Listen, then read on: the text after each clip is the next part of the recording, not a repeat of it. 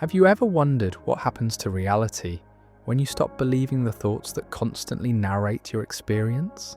Scientists studying quantum mechanics have discovered something extraordinary.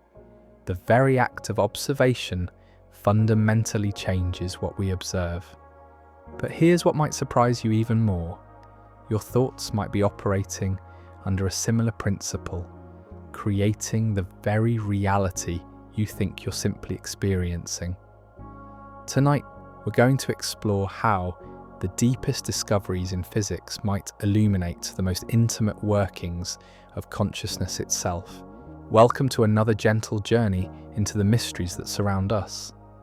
I'm here to guide you through an exploration that bridges the vast cosmos of quantum reality with the intimate landscape of your own mind. Whether you're settling in for the evening or finding a quiet moment to pause, I invite you to let these ideas wash over you, like waves on a distant shore.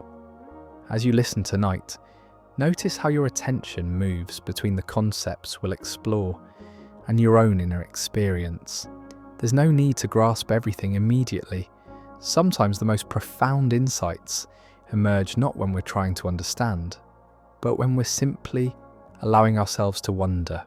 We're about to embark on a journey that will take us from the laboratory benches where physicists peer into the fundamental nature of reality, all the way into the quiet spaces of your own awareness, where thoughts arise and dissolve like clouds in an endless sky.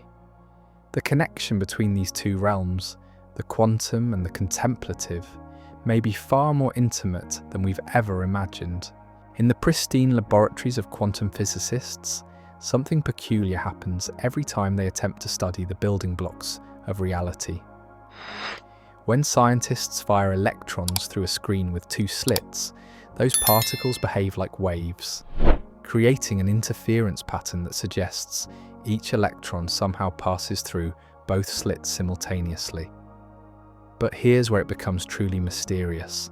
The moment they place a detector to observe which slit the electron actually uses, the wave-like behavior vanishes entirely.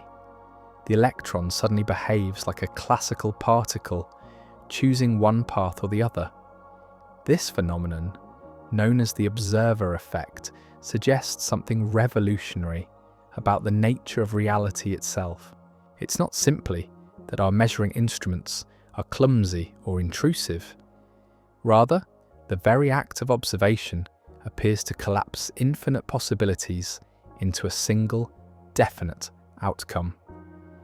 Before measurement, the electron exists in what physicists call a superposition, a state where all possible paths remain simultaneously real. The moment we look, this cloud of possibilities crystallizes into one specific reality.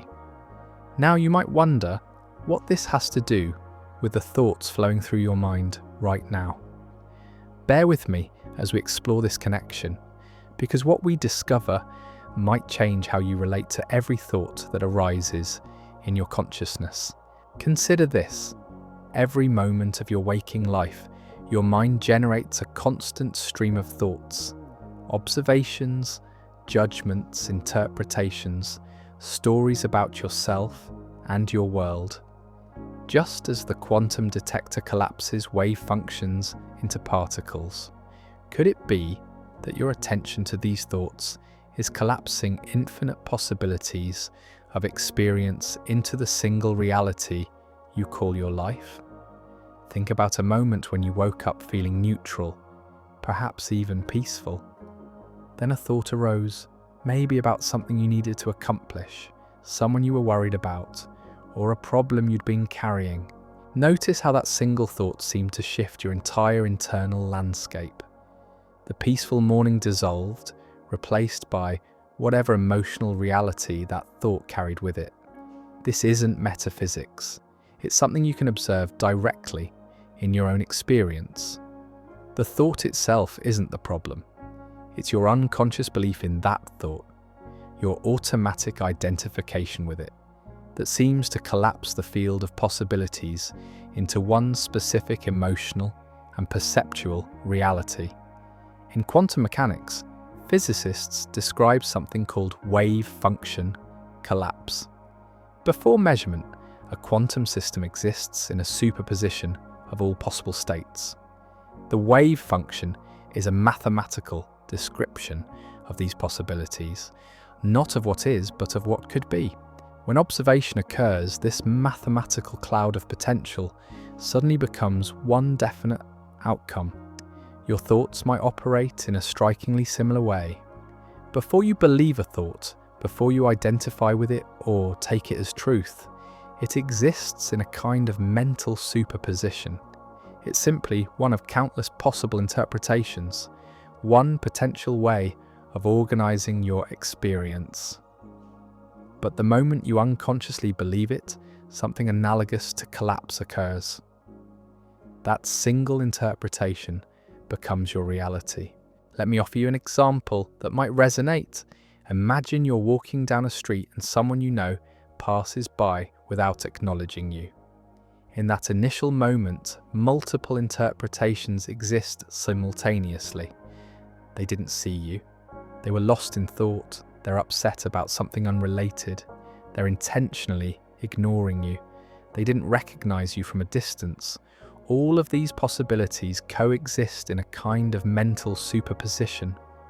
But then one thought captures your attention. They're angry at me about something.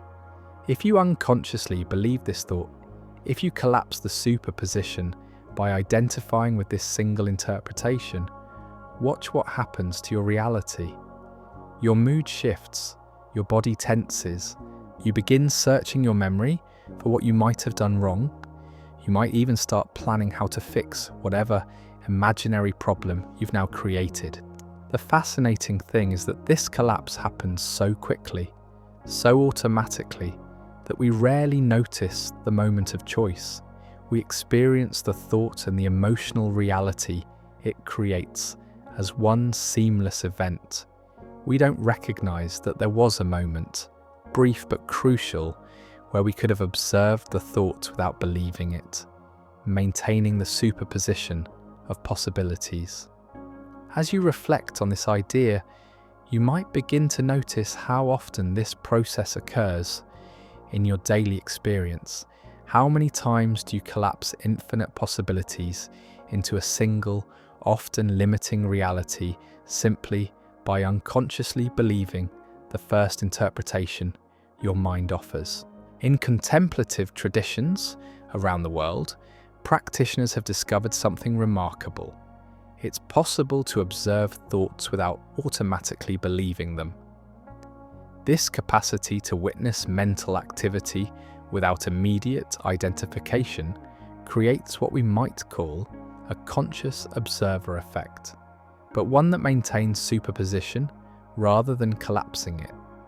When you learn to observe thoughts as phenomena arising in consciousness rather than as absolute truths about reality, something profound shifts. Instead of each thought immediately determining your emotional state and perceptual reality, you begin to experience what some traditions call the witness state, a spacious awareness that can hold multiple possibilities simultaneously. This isn't about suppressing thoughts or trying to change them. It's about developing a different relationship with the mental activity that's constantly arising.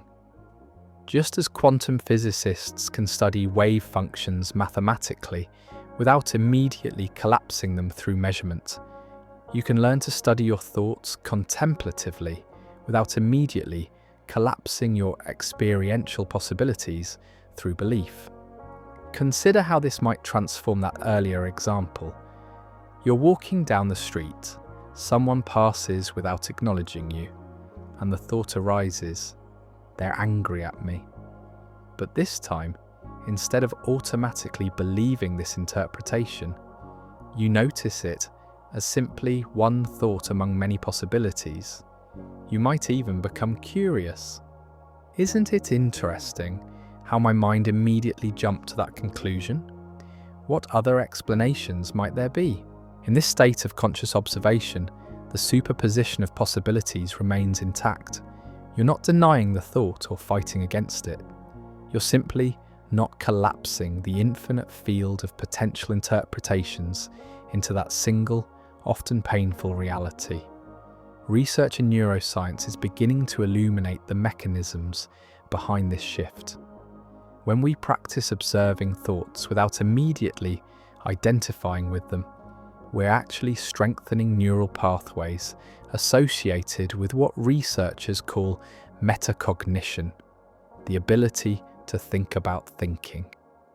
This enhanced self-awareness appears to create more space between stimulus and response, between thought and reaction. But here's where it becomes even more intriguing. Some interpretations of quantum mechanics suggest that consciousness itself might play a fundamental role in the collapse of quantum systems. While this remains highly speculative and lacks scientific consensus, it raises fascinating questions about the nature of observation itself. Take a moment to imagine consciousness not as something produced by your brain, but as the field in which all experience arises. This is a speculative idea, not proven scientific fact, but it offers a compelling way to understand both quantum phenomena and your own inner experience. In this view, thoughts would be like quantum fluctuations in the field of consciousness, temporary disturbances that arise and pass away.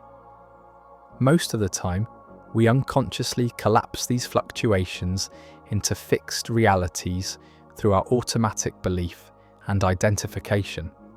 But when we learn to rest in pure awareness, we begin to experience consciousness as an open field of infinite potential. This isn't just philosophical speculation. You can explore this directly in your own experience. Right now, as you listen to these words, notice the awareness that's aware of the listening. Notice how thoughts arise in this awareness, like clouds forming in an empty sky. Observe how you have a choice in each moment.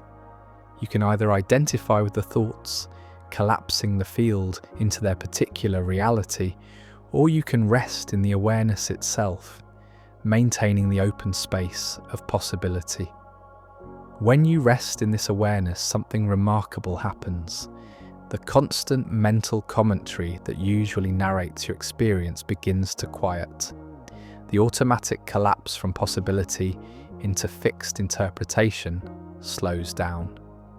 You begin to experience what many contemplatives describe as a profound sense of freedom. Not freedom from thoughts, but freedom from the compulsive belief in thoughts. This shift has practical implications that extend far beyond meditation cushions or quiet contemplation. When you're not constantly collapsing possibilities through unconscious belief in limiting thoughts, you naturally become more creative, more resilient, more open to solutions that weren't visible from within the collapsed reality of a particular mental story. Modern neuroscience is revealing fascinating insights about what happens in the brain when we shift from automatic thought belief to conscious observation.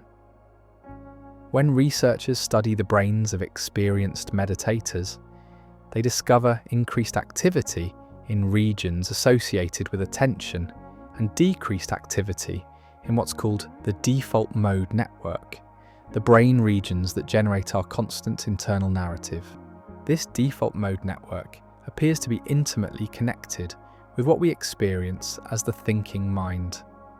It's the neural correlate of that voice in your head that's constantly commenting, judging, planning, and storytelling. When this network is highly active, we tend to be lost in thought, automatically believing and identifying with whatever mental content arises. But when people practice observing thoughts without immediate identification, the default mode network quiets, while attention networks strengthen. It's as if the brain is learning to maintain a state of open awareness rather than constantly collapsing into the specific reality of each thought. Research has shown that this neural shift correlates with increased emotional regulation, enhanced creativity, and what researchers call psychological flexibility, the ability to respond to situations based on present moment awareness rather than automatic mental patterns. This is neuroplasticity in action, the brain literally rewiring itself in response to how we direct our attention. The implications are profound. If thoughts and beliefs can physically reshape neural pathways, and if neural pathways influence how we perceive and respond to reality, then learning to observe thoughts without automatic belief becomes a form of conscious participation in shaping our own experience. Of course, this doesn't mean that thoughts directly influence quantum systems, or that meditation can manipulate a physical reality in supernatural ways. These remain unproven claims without scientific consensus. But it does suggest that the quality of our inner observation profoundly influences the quality of our lived experience. As you continue listening, you might notice your own relationship with the thoughts that arise. Are you automatically believing them, allowing them to determine your emotional state? Or can you sense the possibility of observing them with gentle curiosity, maintaining the open space of awareness in which they appear? The shift from automatic thought belief to conscious observation isn't something that happens once and remains permanent. It's more like developing a new capacity, one that requires gentle, consistent practice. Just as quantum physicists had to develop new ways of observing that wouldn't immediately collapse the phenomena they wanted to study, we can develop new ways of observing our own mental activity. This practice begins with something remarkably simple: noticing that you're thinking. Most of the time, we're so identified with our thoughts that we don't recognize thinking as an activity that's happening. We experience ourselves as our thoughts rather than as the awareness in which thoughts arise. But right now, you can experiment with this shift. Notice that thoughts are arising as you listen to these words. Maybe thoughts about whether you agree with what's being said, memories this discussion triggers, or plans for what you'll do after listening. Simply notice that this mental activity is occurring without trying to stop it or change it. The moment you notice thinking as an activity, you've already stepped into the observer position. You're no longer completely identified with the content of thoughts. You're aware of yourself as the one who can observe thoughts. This subtle shift creates what we might call cognitive space, room to choose how to respond rather than automatically reacting. In this space, you begin to recognize something profound. You are not your thoughts. Thoughts are phenomena that arise in your awareness, but they are not identical with the awareness itself. Just as clouds are not the sky in which they appear, thoughts are not the consciousness in which they arise. This recognition naturally leads to what many contemplative traditions call disidentification. Instead of experiencing yourself as your thoughts, you begin to experience yourself as the open awareness that can observe thoughts. This shift often brings a sense of profound relief, as if you've suddenly realized you're not trapped in the small, often anxious world of mental commentary. The implications of this shift extend into every aspect of life. When you're no longer automatically identified with limiting thoughts about yourself, your capabilities, or your circumstances, those thoughts lose their power to determine your reality. They become simply temporary weather patterns in the sky of consciousness, rather than absolute truths about who you are or what's possible. As this practice deepens, many people discover something unexpected. The observer itself begins to dissolve. Initially, it might feel like there's a separate self observing thoughts, maintaining some distance from mental activity. But with continued exploration, Even this sense of a separate observer can be recognized as another kind of mental construction. What remains is pure awareness itself. Not awareness belonging to someone, but awareness as the fundamental nature of experience. In this recognition, the very question of who is observing becomes meaningless. There's simply the open space of awareness in which all experience arises and passes away. This might sound abstract, but you can explore it directly. Right now, try to find the one who is listening to these words. Look for the listener.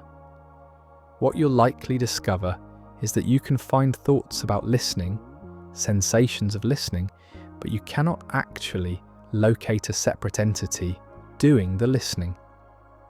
There's simply the activity of listening arising in awareness. This exploration reveals something remarkable about the nature of observation itself. The observer and the observed are not separate entities. They are aspects of one seamless field of awareness. Just as quantum physics has revealed the fundamental interconnectedness of observer and observed at the subatomic level, contemplative investigation reveals the fundamental unity of consciousness and its contents. When this unity is recognized, even subtly, the whole question of believing or not believing thoughts transforms. There's no longer a separate self who chooses whether to believe thoughts. There's simply awareness recognizing its own activity. Thoughts arise and pass away like waves on the ocean of consciousness, leaving no lasting trace. This recognition brings what many traditions describe as a profound peace. Not the peace of having solved all problems, but the peace of recognizing that you are never separate from the awareness in which all problems and solutions appear. It's the peace of coming home to what you've always been beneath the constant mental commentary about who you think you are. We've journeyed together through quantum laboratories and inner landscapes, exploring the mysterious relationship between observation and reality. But our exploration is far from complete.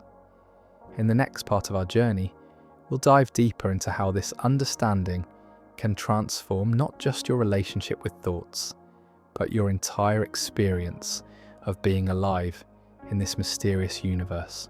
As you prepare to continue this exploration, perhaps take a moment to notice the awareness that has been present throughout our entire conversation. The awareness that's aware of these words, aware of whatever thoughts and feelings have arisen, aware even of awareness itself. This awareness, this consciousness that you are, might be far more fundamental to reality than we've ever imagined.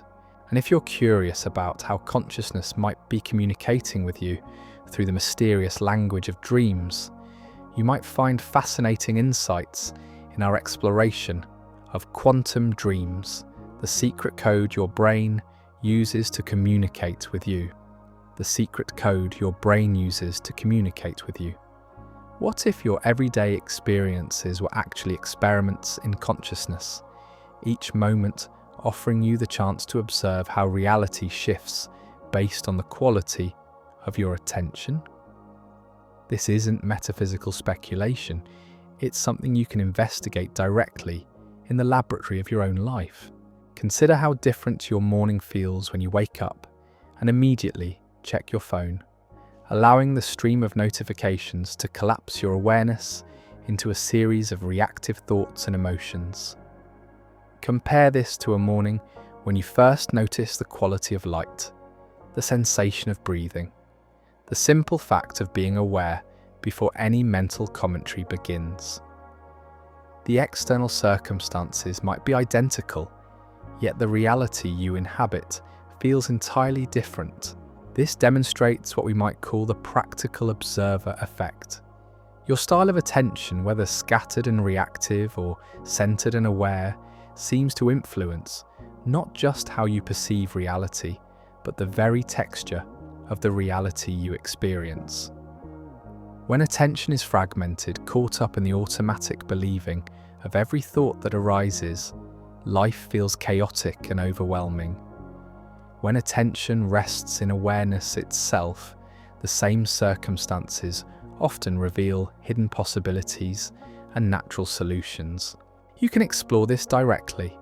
The next time you find yourself caught in a mental storm, perhaps worry about the future, regret about the past, or judgment about present circumstances, try this gentle experiment. Instead of trying to change the thoughts or fix the situation, simply notice the awareness that's aware of the mental activity. Rest in that awareness for just a few moments, like settling into a comfortable chair.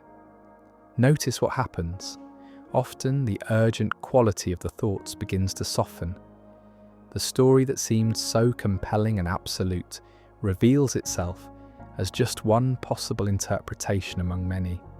This isn't because you've solved anything intellectually, but because you've shifted from being lost in the content of consciousness to resting in consciousness itself. This shift often brings with it a natural wisdom about how to respond to whatever situation triggered the mental storm in the first place. Solutions that weren't visible from within the collapsed reality of worry or judgment spontaneously become apparent.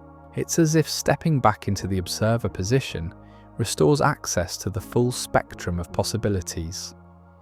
When you begin practicing conscious observation in your own life, something interesting happens that extends beyond your personal experience. The quality of your presence seems to influence the people and situations around you in ways that are difficult to explain but easy to notice. Have you ever been in conversation with someone who was completely present, not waiting for their turn to speak, not mentally preparing responses, but genuinely listening from that open space of awareness? Notice how different this feels from interactions where the other person is clearly lost in their own mental commentary. The quality of their attention seems to create a field that allows you to be more present as well. This might offer a clue about how consciousness operates on a larger scale. While we can't prove that individual awareness directly influences quantum fields or collective reality, we can observe how the quality of consciousness in one person often catalyzes greater awareness in others. It's as if presence is contagious, spreading through some invisible medium of connection. Teachers throughout history have pointed to this phenomenon. When someone embodies a state of open awareness, not identified with the stream of mental commentary, others naturally feel permission to relax their own compulsive thinking. This isn't something that happens through words or concepts. It occurs at the level of being itself. You might experiment with this in your daily interactions. Instead of trying to be more present or conscious, simply notice when you're caught in mental stories about the person you're with, the conversation you're having, or what you need to accomplish next. In that moment of noticing, there's often a natural relaxation back into simple awareness. From this space, you might discover that you listen differently, respond more authentically, and somehow create room for the other person to be more genuine as well. It's as if the conscious observer effect, when embodied rather than just understood intellectually, becomes a gift you offer to every situation you enter. As you continue listening tonight, you might notice how your own presence is shifting, perhaps becoming more spacious and less reactive to whatever thoughts arise. This isn't something you need to make happen. It often occurs naturally as understanding deepens. One of the most intriguing discoveries people make when exploring conscious observation is that the most profound shifts often happen when they stop trying so hard to create them. This paradox, that effort to be effortless, creates tension, while genuine effortlessness often emerges when we stop trying, reveals something important about the nature of consciousness itself. Many people begin this exploration with the goal of controlling their thoughts, eliminating negative emotions, or achieving some permanent state of peace. But these very goals can become subtle forms of the same unconscious believing that creates suffering in the first place. The thought, "I should be more present," becomes just another mental story to identify with, another way of collapsing infinite possibilities into a limited reality. The invitation is different. Rather than trying to achieve anything, you can simply become curious about what's already here. Right now, as you listen to these words, awareness is already present. You don't need to create it or improve it. You can simply notice it, the way you might notice that you're breathing without having to learn how to breathe. This noticing has a quality of recognition rather than achievement.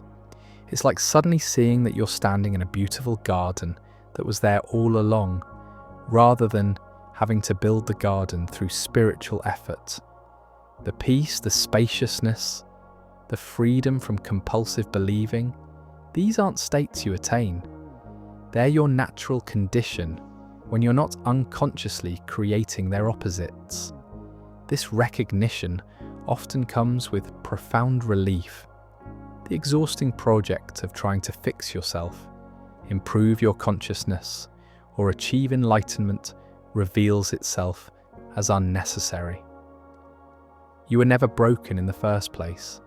You were simply mistaking temporary weather patterns in consciousness, thoughts, emotions, sensations, for your fundamental identity.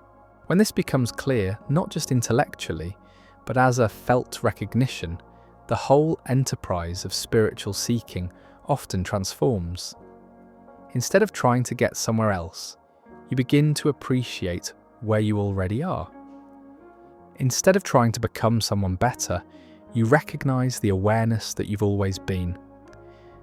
Neuroscience research is beginning to illuminate what happens in the brain when we shift from effortful striving to effortless being. Studies of advanced meditators show that states of open awareness correlate with what researchers call a relaxed alertness. High attention combined with low anxiety and mental effort. This neurological state appears to optimize both creativity and emotional regulation. When the brain isn't working overtime to maintain particular mental stories or defend against unwanted experiences, its natural intelligence can operate more freely. Problems that seemed intractable from within the contracted state of mental struggle often resolve naturally when approached from this more spacious awareness. But here's what's particularly interesting. These beneficial brain states can't be forced.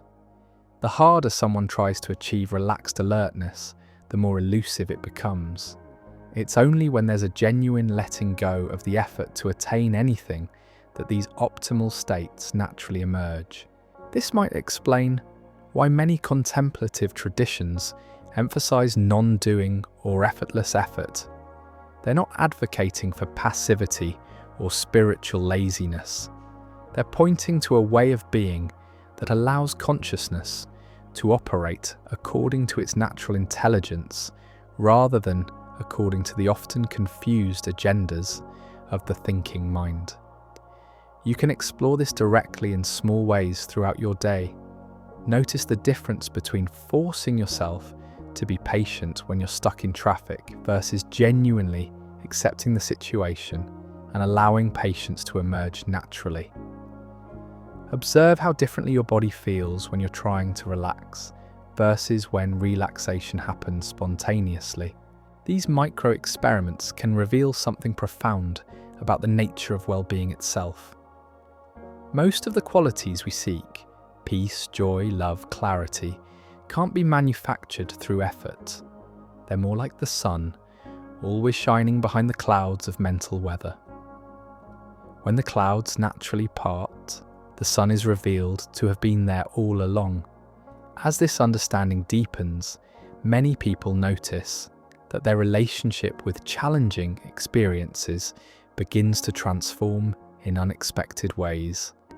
Instead of constantly trying to avoid pain, fear, or difficulty, they become curious about how these experiences appear when met with conscious awareness rather than automatic resistance. This doesn't mean becoming passive in the face of genuine problems that require action. Rather, it means discovering that you can respond to difficulties from a place of spacious awareness rather than from the contracted state of mental reactivity. Often, this shift in the quality of your response naturally leads to more effective and compassionate action. Consider how differently you might approach a conflict in a relationship when you're not automatically believing the story that the other person is wrong and you're right. When you can observe these thoughts as temporary mental weather rather than absolute truth, space opens for genuine curiosity about the other person's perspective, for creative solutions that honour both of your needs. This isn't about suppressing your own perspective or becoming a doormat. It's about recognising that your initial thoughts and reactions, while valid as temporary phenomena, don't have to determine your response. When you're not collapsed into the reality of any single mental story, you naturally have access to a broader range of possibilities. People often discover that this approach paradoxically makes them more effective in practical matters, not less. When you're not spending energy defending particular mental positions or trying to control outcomes, that energy becomes available for clear perception and appropriate action. The ripple effects extend into every area of life. Work becomes less stressful when you're not constantly believing stories about whether you're succeeding or failing. Parenting becomes more natural when you're not lost in mental commentary about whether you're doing it right. Even mundane activities like cooking or cleaning can become opportunities for presence when you're not mentally elsewhere. If you enjoy drifting through these explorations without interruption, members get every episode 48 hours early, completely ad-free. You can join them whenever you feel ready. For now, let's continue our gentle journey into the heart of conscious awareness. Think of consciousness as an ecology, a delicate, interconnected system where every element affects every other element. In a healthy, natural ecosystem, there's no central controller trying to manage all the parts. Instead, there's an intelligence that emerges from the relationships between elements, allowing the whole system to self-regulate and thrive. Your inner ecology operates similarly. When you're constantly interfering with mental and emotional processes, trying to think different thoughts, feel different emotions, or create different experiences, you're like a gardener who can't stop pulling up plants to check if their roots are growing properly. The interference itself disrupts the natural intelligence of the system. But when you learn to observe without constantly interfering, something remarkable happens. The natural wisdom of consciousness begins to operate more freely. Emotions arise, are fully felt, and naturally complete their cycle. Thoughts appear, are noticed without automatic belief, and dissolve back into the space from which they came. Problems that seem to require endless mental analysis often resolve through insight that emerges from stillness. This doesn't mean becoming passive or disengaged from life. Rather, it means learning to distinguish between helpful action and compulsive mental interference. Sometimes the most compassionate thing you can do is take practical steps to address a situation. Other times, the most helpful response is to simply be present with what's arising without trying to fix or change it. The key is learning to sense the difference. When action arises from the spacious awareness we've been exploring, it tends to be clear, appropriate, and effective. When action arises from the contracted state of believing stressful thoughts, it's often reactive, excessive, or counterproductive. You can practice sensing this difference in small moments throughout your day. Before responding to an email that triggered irritation, notice the quality of awareness you're responding from. Before making a decision about your schedule, sense whether the choice is emerging from clarity or from mental anxiety about productivity. One of the most intriguing aspects of resting in conscious awareness is how often genuine insights arise spontaneously, without any effort to figure things out. It's as if the space of not knowing, rather than being a problem to solve, is actually the fertile ground from which understanding naturally emerges. This contradicts much of our cultural conditioning, which suggests that we should always be actively thinking our way towards solutions. But many of the most profound insights in science, art, and human understanding have emerged not from linear thinking, but from moments of open receptivity, what we might call conscious not knowing. Einstein famously described his insights as arising from a sudden illumination, often after periods when he wasn't actively working on a problem. Artists speak of inspiration that seems to come through them rather than from their personal effort. Even in everyday life, solutions to problems often appear when we're in the shower, walking in nature, or engaged in some activity that allows the thinking mind to relax. This suggests something fascinating about the relationship between consciousness and insight. When the mind isn't compulsively trying to know, when there's genuine openness to not having answers, a deeper intelligence seems to become available. It's as if consciousness itself has a kind of wisdom that can only operate when the noise of compulsive thinking quiets down. You might experiment with this in areas of your life where you feel stuck or confused. Instead of immediately trying to think your way to clarity, see what happens when you rest in genuine not knowing for a while. This isn't about giving up or becoming passive. It's about creating space for understanding to emerge naturally. Often this requires a kind of courage. The courage to not know, to be uncertain, to remain open to possibilities you haven't thought of yet. Our culture tends to reward quick answers and decisive action, but there's profound intelligence available in the willingness to wait, to listen, to allow solutions to emerge from the deeper wisdom of awareness itself. Perhaps the most practical application of conscious observation is in how it transforms our relationship with what we typically call suffering. When you're not automatically believing every painful thought that arises, when you can observe mental and emotional weather without being completely identified with it, even difficult experiences begin to reveal unexpected gifts. This doesn't mean that pain disappears or that life becomes problem-free. Physical pain, loss, disappointment, and challenge are natural parts of human experience. But there's a crucial difference between pain and suffering. Pain is often unavoidable. Suffering is what happens when we resist pain, when we tell ourselves stories about how things shouldn't be this way, when we collapse into the mental reality that this pain means something terrible about us or our lives. When challenging experiences are met with conscious awareness rather than automatic resistance, something remarkable often occurs. The experience remains difficult, but it's no longer compounded by the additional layer of mental suffering. There's space around the difficulty, room to breathe, possibility for wisdom to emerge even in the midst of challenge. Many people discover that their most difficult experiences, when met this way, become gateways to greater compassion, deeper wisdom, and more authentic living.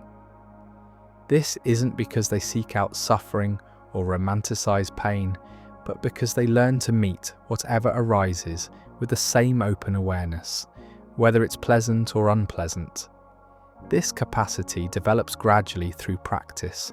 Each time you notice yourself caught in mental stories about a difficult situation and gently return to present moment awareness, you're strengthening your ability to remain centered in the midst of life's inevitable storms. The transformation isn't dramatic or sudden for most people. It's more like gradually developing a different center of gravity. Instead of being constantly thrown off balance by mental weather, you begin to sense the stable awareness that remains present through all changing experiences. From this more stable foundation, even challenging situations become workable. As you listen tonight, you might notice how this very conversation is demonstrating the principle we've been exploring. Thoughts and reactions to these ideas may be arising and passing away, but the awareness that's aware of all this mental activity remains constant and spacious. This awareness that you are is always available as a refuge, no matter what storms may be passing through the landscape of your experience. As our exploration draws toward a close, we arrive at perhaps the most profound implication of everything we've discussed. If consciousness is indeed the fundamental field in which all experience arises, if reality is far more fluid and responsive to the quality of our observation than we typically assume, then we are living in a universe that is fundamentally mysterious and open to discovery. This mystery isn't a problem to be solved, but an invitation to remain curious, to approach life with what Zen teachers call beginner's mind, the freshness of not already knowing what anything means or how anything should be. When you're not constantly collapsing possibilities into familiar interpretations, life becomes an adventure in awareness. Consider how different your relationships might be if you didn't assume you already knew who the people in your life are, what they're capable of, or how they're going to respond. What if you could meet your partner, your children, your colleagues with fresh eyes, curious about who they're becoming, rather than trapped in stories about who you think they've always been? This same openness can transform your relationship with yourself. Instead of carrying around a fixed identity based on past experiences and future projections, you can become curious about who you are in this moment. What's possible now that wasn't possible before? What wants to emerge through your life that you've never imagined? The quantum realm has taught physicists that reality, at its most fundamental level, is far stranger and more open than our everyday experience suggests. Perhaps our exploration tonight suggests something similar about consciousness, that the aware presence you fundamentally are is far more vast, creative, and mysterious than the small self-concept that usually claims to be running the show. This recognition often brings a profound sense of freedom and possibility. If you're not who you think you are, if reality isn't as fixed as it appears, if consciousness itself is the field of infinite potential, then anything becomes possible. Not in a magical thinking way, but in the profound sense that you've never really known the full extent of what you are, or what life might offer through you. As we prepare to complete this particular journey together, take a moment to notice the quality of awareness that has been present throughout our entire exploration. This awareness, open, spacious, naturally at peace, isn't something you've achieved through listening. It's what you are, what you've always been, temporarily obscured perhaps by the clouds of mental commentary, but never actually absent. In our next exploration, we'll dive into the fascinating realm of how this same consciousness communicates with itself through the mysterious landscape of dreams, revealing codes and messages that emerge when the thinking mind finally rests. Until then, may you continue to discover the infinite possibilities that open when you gently cease believing every thought that passes through the sky of your awareness. of your awareness, in the gentle flow of daily life, between the arising of a situation and your response to it, there exists a space, often so brief we miss it entirely. Yet in this microscopic gap lies perhaps the most practical application of everything we've explored tonight. It's the space where conscious choice becomes possible, where you can respond from awareness rather than react from the automatic believing of thoughts. Picture this familiar scenario. Someone cuts you off in traffic. In that instant, multiple responses exist in superposition: anger, understanding, indifference, even compassion. But usually, one thought captures your attention so quickly that you don't notice the choice point. What an inconsiderate person. The moment you unconsciously believe this interpretation, your emotional and physical reality collapses into anger. Your body tenses, your mood shifts, perhaps your entire day takes on a different quality. But what if in that same moment you could notice the space before the collapse? What if you could sense the multiple possibilities that exist before automatic interpretation takes over? This isn't about forcing yourself to feel differently or suppressing natural reactions. It's about discovering that you have more choice than you might have realized in how you relate to whatever arises. This capacity to pause before automatic reaction isn't mystical or supernatural. It's a trainable skill that neuroscience is beginning to understand. When you practice noticing thoughts without immediately believing them, you're actually strengthening neural pathways associated with what researchers call response flexibility. You're literally rewiring your brain to have more space between stimulus and response. The implications extend far beyond traffic incidents. In conversations with loved ones, instead of immediately defending against criticism or automatically agreeing to avoid conflict, you might discover the possibility of genuine listening. In work situations, rather than collapsing into stress the moment challenges arise, you might find yourself responding with clarity and creativity you didn't know you possessed. As you reflect on your own daily experiences, you might begin to notice how often these choice points appear. They're not dramatic moments. They're subtle opportunities scattered throughout ordinary life, each one an invitation to respond from awareness rather than react from automatic mental conditioning. One of the most counterintuitive discoveries people make when exploring conscious observation is how much wisdom can emerge from genuinely not knowing. Our culture tends to reward quick answers and decisive action, but there's a different kind of intelligence available when we can rest comfortably in uncertainty without immediately rushing to mental conclusions. Consider how often you form opinions about people, situations, or even yourself based on limited information, then spend energy defending these hastily formed conclusions. What if instead, when you noticed yourself beginning to solidify an interpretation, you could pause and acknowledge, actually, I don't really know what this means yet. This isn't about becoming indecisive or passive. It's about recognizing the difference between genuine knowing and the mental habit of premature conclusion. Sometimes when you can rest in not knowing long enough, understanding emerges that's far more nuanced and accurate than your initial interpretation would have been.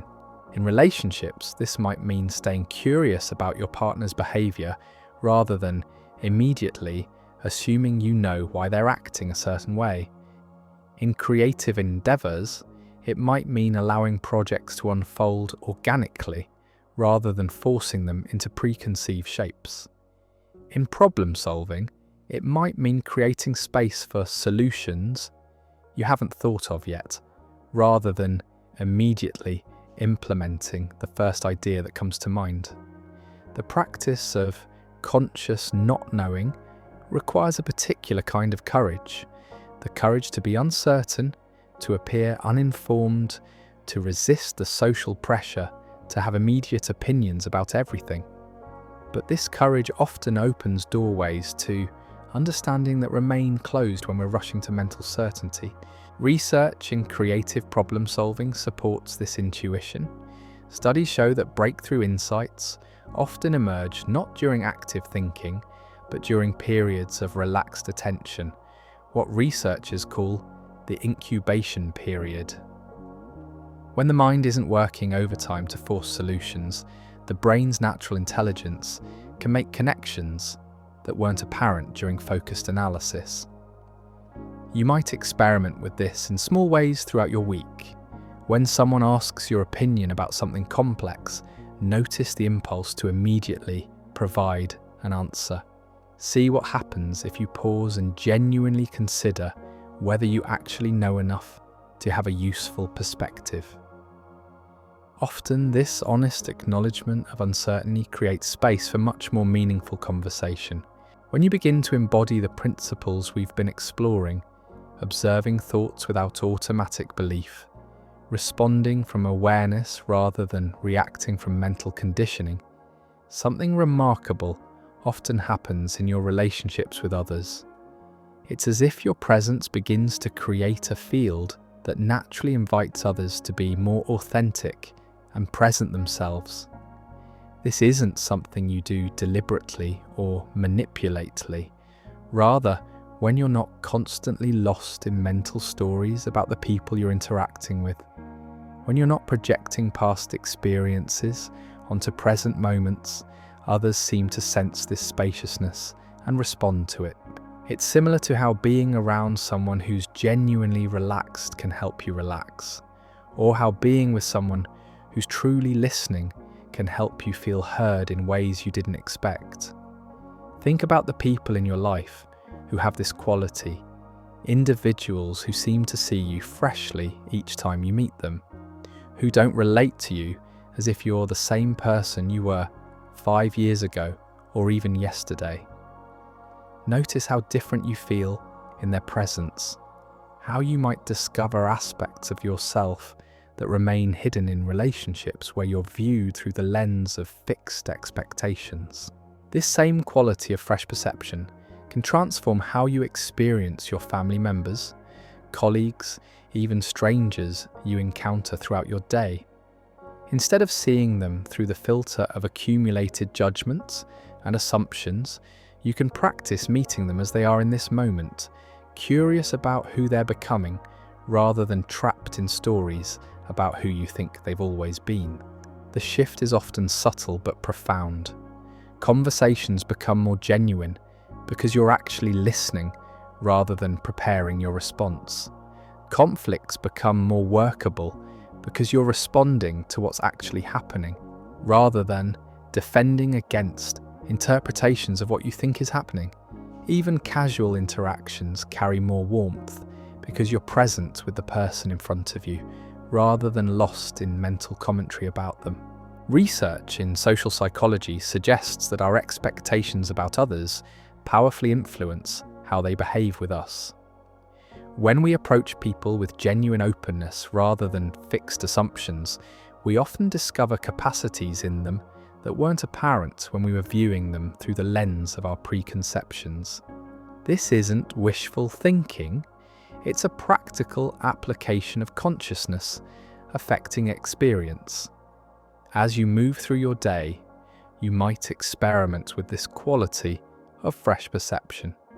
See what happens when you meet familiar people with slightly more curiosity and slightly less assumption about what the interaction will be like.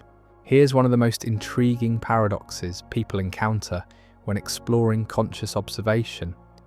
The more deeply you recognize that you're not your thoughts, the more authentically yourself you become. This seems contradictory at first. If you're not your thoughts, then who are you? But the exploration often reveals something unexpected about the nature of authentic identity.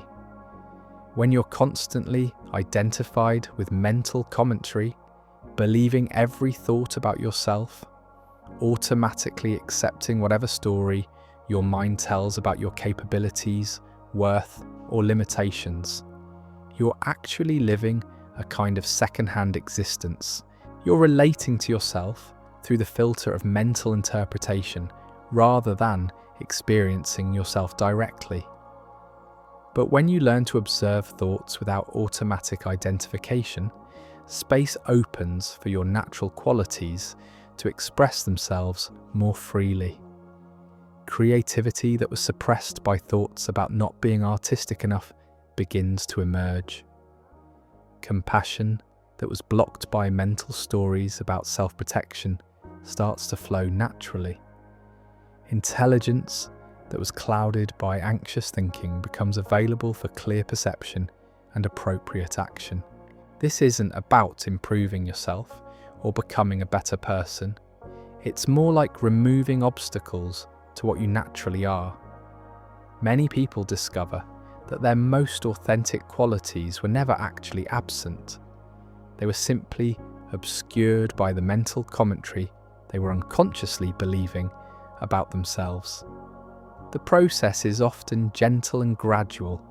Rather than dramatic personality changes, there's usually a subtle shift toward greater ease, spontaneity, and natural responsiveness to life. You might find yourself saying things you didn't plan to say that turn out to be exactly what was needed. You might discover solutions to problems appearing without conscious effort. You might notice yourself naturally acting with kindness or wisdom that doesn't feel like it's coming from personal willpower. This phenomenon suggests something profound about the relationship between consciousness and personality. When awareness is clear and spacious, not contracted around particular mental stories, life seems to express itself through you in ways that are both surprising and completely natural. Research in personality psychology supports aspects of this understanding. Studies show that people's behavior and even their measured personality traits can shift significantly when they're in environments that don't reinforce their usual self-concepts.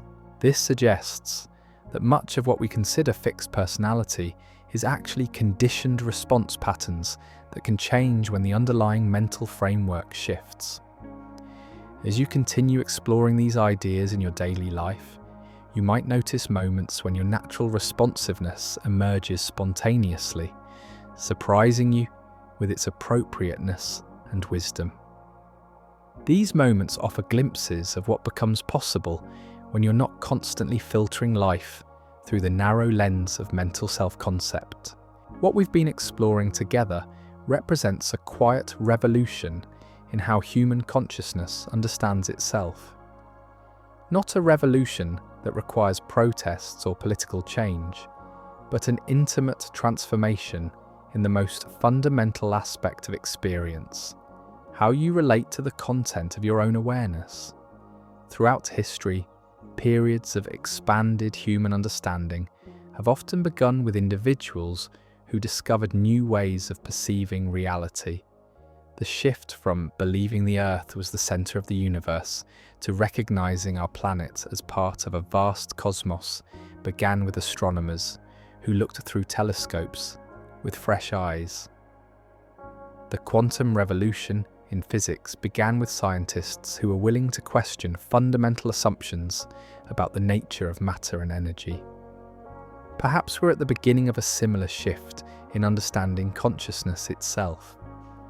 As more people discover through direct experience that they are not their thoughts, that awareness is more fundamental than mental commentary, that reality is far more fluid and responsive than previously assumed, the collective understanding of what it means to be human may gradually transform. This shift doesn't require everyone to meditate or study physics. It can happen through simple recognition in ordinary moments, noticing that you have a choice in how you relate to difficult emotions, discovering that you can respond to challenges from spacious awareness rather than contracted reactivity, recognizing that your fundamental nature is the open space in which all experience arises. Each person who makes this shift, however quietly and personally, seems to contribute to a larger field of possibility. It's as if consciousness, awakening to itself in one individual, creates ripples that make similar recognition more accessible for others. This isn't provable through conventional science, but it's something many people report experiencing directly. The implications extend beyond personal well-being into how we might collectively address the challenges facing humanity. Problems that seem intractable when approached from contracted, reactive thinking often reveal new possibilities when met with the spacious awareness we've been exploring. Environmental challenges, social conflicts, economic difficulties, all of these might be approached with greater wisdom when more individuals are responding from consciousness rather than reacting from mental conditioning. This doesn't mean that awareness alone solves complex problems, but it suggests that the quality of consciousness we bring to challenges profoundly influences what solutions become available. When responses emerge from the open space of not knowing rather than the closed system of assumed knowledge, creativity and collaboration naturally increase. As you listen tonight, you're participating in this quiet revolution simply by exploring these ideas with genuine curiosity. The understanding you develop isn't separate from you. It becomes part of how consciousness recognizes itself through your individual experience. The poet Rainer Maria Rilke once wrote about the importance of living the questions rather than rushing to answers, of inhabiting the mystery rather than solving it. This wisdom feels particularly relevant to our exploration tonight. The relationship between consciousness and reality, between observation and experience, between awareness and the content of awareness. These aren't problems to be solved once and for all, but living questions to be explored with ongoing curiosity. What does it mean to live these questions rather than simply understand them intellectually? It means allowing your daily experience to become a laboratory for gentle investigation. It means staying curious about how reality shifts when you observe thoughts without believing them, how relationships change when you meet people with fresh perception, how problems transform when approached from spacious awareness rather than contracted thinking. Living the questions also means embracing the humility of not knowing, even as understanding deepens. The more clearly you recognize the nature of consciousness, the more apparent it becomes how mysterious consciousness actually is. The more skillfully you can observe mental activity without identification, the more you appreciate the profound intelligence that allows this observation to occur. This ongoing exploration often brings a sense of wonder that remains fresh rather than becoming stale through repetition. Each moment offers new opportunities to discover how awareness operates, how reality responds to the quality of observation, how life expresses itself when there's space for its natural intelligence to flow. You might notice this wonder arising in simple moments throughout your day, recognizing that you're aware of being aware, marveling at how thoughts appear from nowhere and dissolve back into space, appreciating the seamless way emotions arise and pass away when they're not resisted or pursued. These aren't special spiritual experiences. They're the ordinary magic of consciousness recognizing its own nature. The questions we live with also evolve as understanding deepens. Initially, you might wonder how to stop believing stressful thoughts. Later, the question might become, what is the awareness that can observe thoughts without being disturbed by them? Eventually, even the questioner might be recognized as another appearance in consciousness, leading to the profound inquiry, what am I really? These deepening questions don't require formal meditation or spiritual practice to explore, though such practices can certainly be helpful. They can be investigated in the midst of ordinary activities, while washing dishes, sitting in meetings, walking through your neighborhood, having conversations with friends. Every moment offers fresh opportunities to discover what you are beneath the stream of mental commentary. As you continue living these questions beyond our time together tonight, remember that the exploration itself is more important than reaching final answers. The curiosity, the willingness to remain open to discovery, the gentle courage to question assumptions, these qualities naturally deepen understanding and expand the possibilities available in each moment. As our journey together approaches its natural completion, we arrive at perhaps the most practical question. How does this understanding integrate into the texture of everyday life?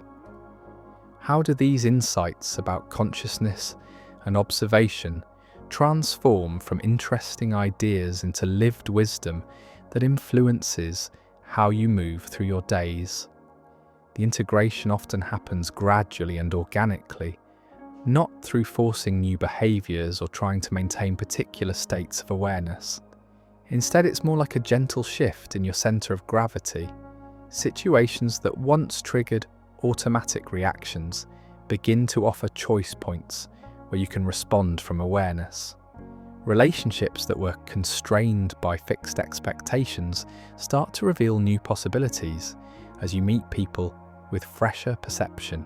You might notice that problems you've been trying to solve through thinking begin to resolve through insight that emerges from stillness. Creative projects that felt forced start to flow more naturally when approached from spacious awareness. Even mundane activities like cooking, cleaning, or commuting can become opportunities for presence when you're not mentally elsewhere. The transformation is often subtle enough that others notice it before you do. People might comment that you seem more relaxed, more present, more genuinely yourself. Conversations might naturally become deeper and more meaningful. Conflicts that once escalated might resolve more easily as you respond from understanding rather than react from mental positions. This doesn't mean life becomes problem-free or that challenging emotions disappear. Rather, difficulties are met with a different quality of attention, one that doesn't add unnecessary mental suffering to whatever is already difficult. Physical pain remains painful, loss remains sad, but these experiences are no longer compounded by mental stories about how things shouldn't be this way. The understanding also tends to be self-reinforcing. Each time you recognize that you have a choice in how you relate to mental activity, that recognition strengthens your ability to make conscious choices in the future. Each moment of responding from awareness rather than reacting from thought identification builds your capacity for future conscious responses. Perhaps most importantly, the integration brings a sense of coming home to yourself, not to an improved version of yourself, but to the awareness that you've always been beneath the fluctuating content of experience.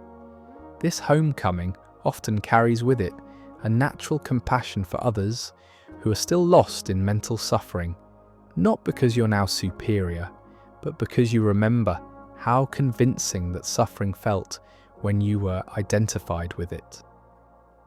As you move forward from this exploration, trust the natural intelligence of consciousness to integrate these insights in whatever way serves your unique life circumstances. There's no right way to apply this understanding, no spiritual performance required. Simply remaining curious about your own experience and gentle with whatever you discover is often sufficient for profound transformation to unfold. If there's one insight that captures the essence of everything we've explored tonight, it might be this: you are not who you think you are, and reality is not what it appears to be. This isn't a philosophical statement or a spiritual platitude. It's something you can investigate directly in the laboratory of your own immediate experience. The thoughts flowing through your mind right now are not you. The emotions arising and passing away are not you. Even the sense of being a separate self, listening to these words, is not ultimately who or what you are. You are the aware presence in which all these experiences appear, the consciousness that remains constant through every changing state. This recognition doesn't diminish your humanity or make your personal experience less meaningful. Rather, it reveals the vastness that you actually are, the infinite space of awareness that has always been your true nature. From this recognition, life becomes both more precious and less serious. Precious because you're participating in the extraordinary play of consciousness, knowing itself. Less serious because you're not the small, anxious self-concept that seemed to carry the weight of the world. The journey of consciousness recognizing its own nature is never really complete. Each moment offers fresh opportunities for discovery, new ways that awareness can know itself through the unique circumstances of your life. The insights we've shared tonight are not conclusions, but doorways into deeper exploration. As quantum physics continues to reveal the mysterious nature of reality at the smallest scales, as neuroscience uncovers the malleable nature of the brain, as contemplative traditions worldwide point toward the fundamental nature of consciousness, we may be approaching a new understanding of what it means to be human in an interconnected, participatory universe. But these larger implications begin with the most intimate recognition.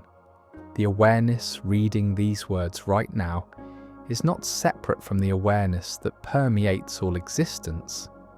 You are not an isolated observer looking at reality from the outside. You are reality knowing itself from within. This understanding naturally brings with it a sense of profound responsibility and profound freedom. Responsibility because how you relate to your own experience affects the quality of consciousness in the world. Freedom because you're not bound by the mental stories that once seemed to define the limits of who you could be or what was possible. As we complete this particular exploration together, take a moment to simply rest in the awareness that has been present throughout our entire conversation. This awareness, open, spacious, naturally at peace, is not something you've achieved or acquired. It's what you are, what you've always been, temporarily obscured perhaps by mental commentary, but never actually absent. The greatest gift you can offer the world might simply be the recognition of your own true nature, the embodiment of conscious awareness in whatever circumstances you find yourself. This recognition, lived authentically, becomes a light that naturally guides others toward their own discovery of what they truly are beneath the surface of mental activity. Tonight, as you drift towards sleep or rest in quiet contemplation, remember that consciousness is not something you have. Consciousness is what you are, the thoughts that arise in dreams, the awareness that remains even in deep sleep, the space in which all experience appears. This is your fundamental nature, vast and luminous and eternally present. And if you're curious about how consciousness communicates with itself through the mysterious realm of sleep, revealing hidden wisdom through the symbolic language of dreams, you might find our exploration of quantum dreams, the secret code your brain uses to communicate with you, particularly illuminating. Until our paths cross again in this endless exploration of what we are, may you continue to discover the infinite possibilities that emerge when you gently release identification with the stream of mental commentary and rest in the boundless awareness that you have always been. Sweet dreams, fellow explorers of consciousness. The mystery continues to unfold through each moment of your awakening to what you truly are. you truly are. There's something remarkable happening in this very moment. As you listen to these words, your attention is moving between the sound of my voice, perhaps thoughts about what you're hearing, maybe awareness of your breathing or the temperature of the room. But here's what might surprise you.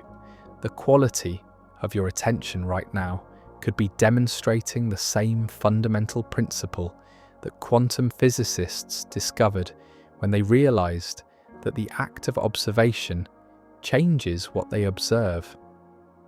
This isn't a metaphor or spiritual speculation. It's something you can investigate directly. Notice how your experience shifts when you consciously observe your thoughts versus when you're lost in them. When you're identified with mental commentary, that commentary seems to define your reality completely. But when you step back into the observer position, maintaining awareness of thinking as an activity rather than believing yourself to be your thoughts, the entire landscape of your experience transforms.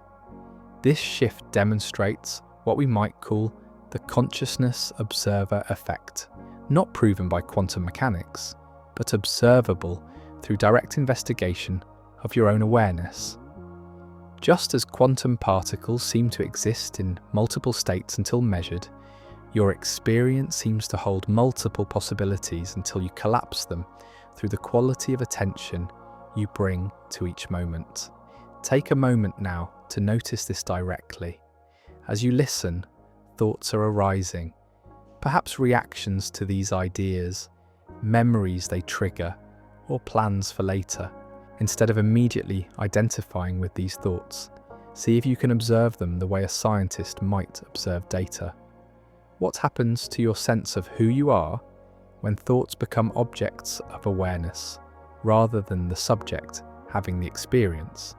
In quantum field theory, particles are understood not as separate objects moving through space, but as excitations in underlying fields that fill all of reality. The electron isn't a tiny ball, it's a ripple in the electron field. The photon isn't a particle of light, it's a vibration in the electromagnetic field. This perspective suggests that what we call separate things are actually interconnected expressions of deeper, invisible unity. Your personal experience might operate according to similar principles, though this remains a speculative idea without scientific consensus. Consider the possibility that thoughts, emotions, sensations, and perceptions aren't separate phenomena occurring to a central self, but rather temporary patterns arising in the field of consciousness itself. From this perspective, the anxiety you felt this morning wasn't something you had. It was a particular vibration in the field of awareness, like a wave on the ocean. The joy you experience when listening to music isn't yours personally. It's consciousness knowing itself through the specific pattern of your nervous system, the way a field might know itself through different excitations.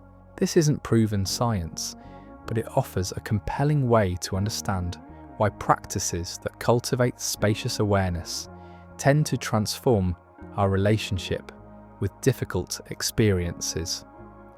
When you recognize emotions as temporary patterns in consciousness, rather than as fundamental aspects of your identity, they naturally have less power to define your reality.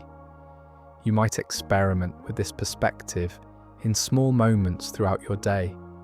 When strong emotions arise, instead of thinking, "I am angry" or "I am sad," try noticing anger is appearing in awareness, or sadness is moving through consciousness. This subtle shift in language often creates space around the experience, allowing it to flow through you rather than becoming stuck as part of your identity. In quantum mechanics, coherence refers to when quantum states maintain their wave-like properties, allowing phenomena like interference and superposition to occur.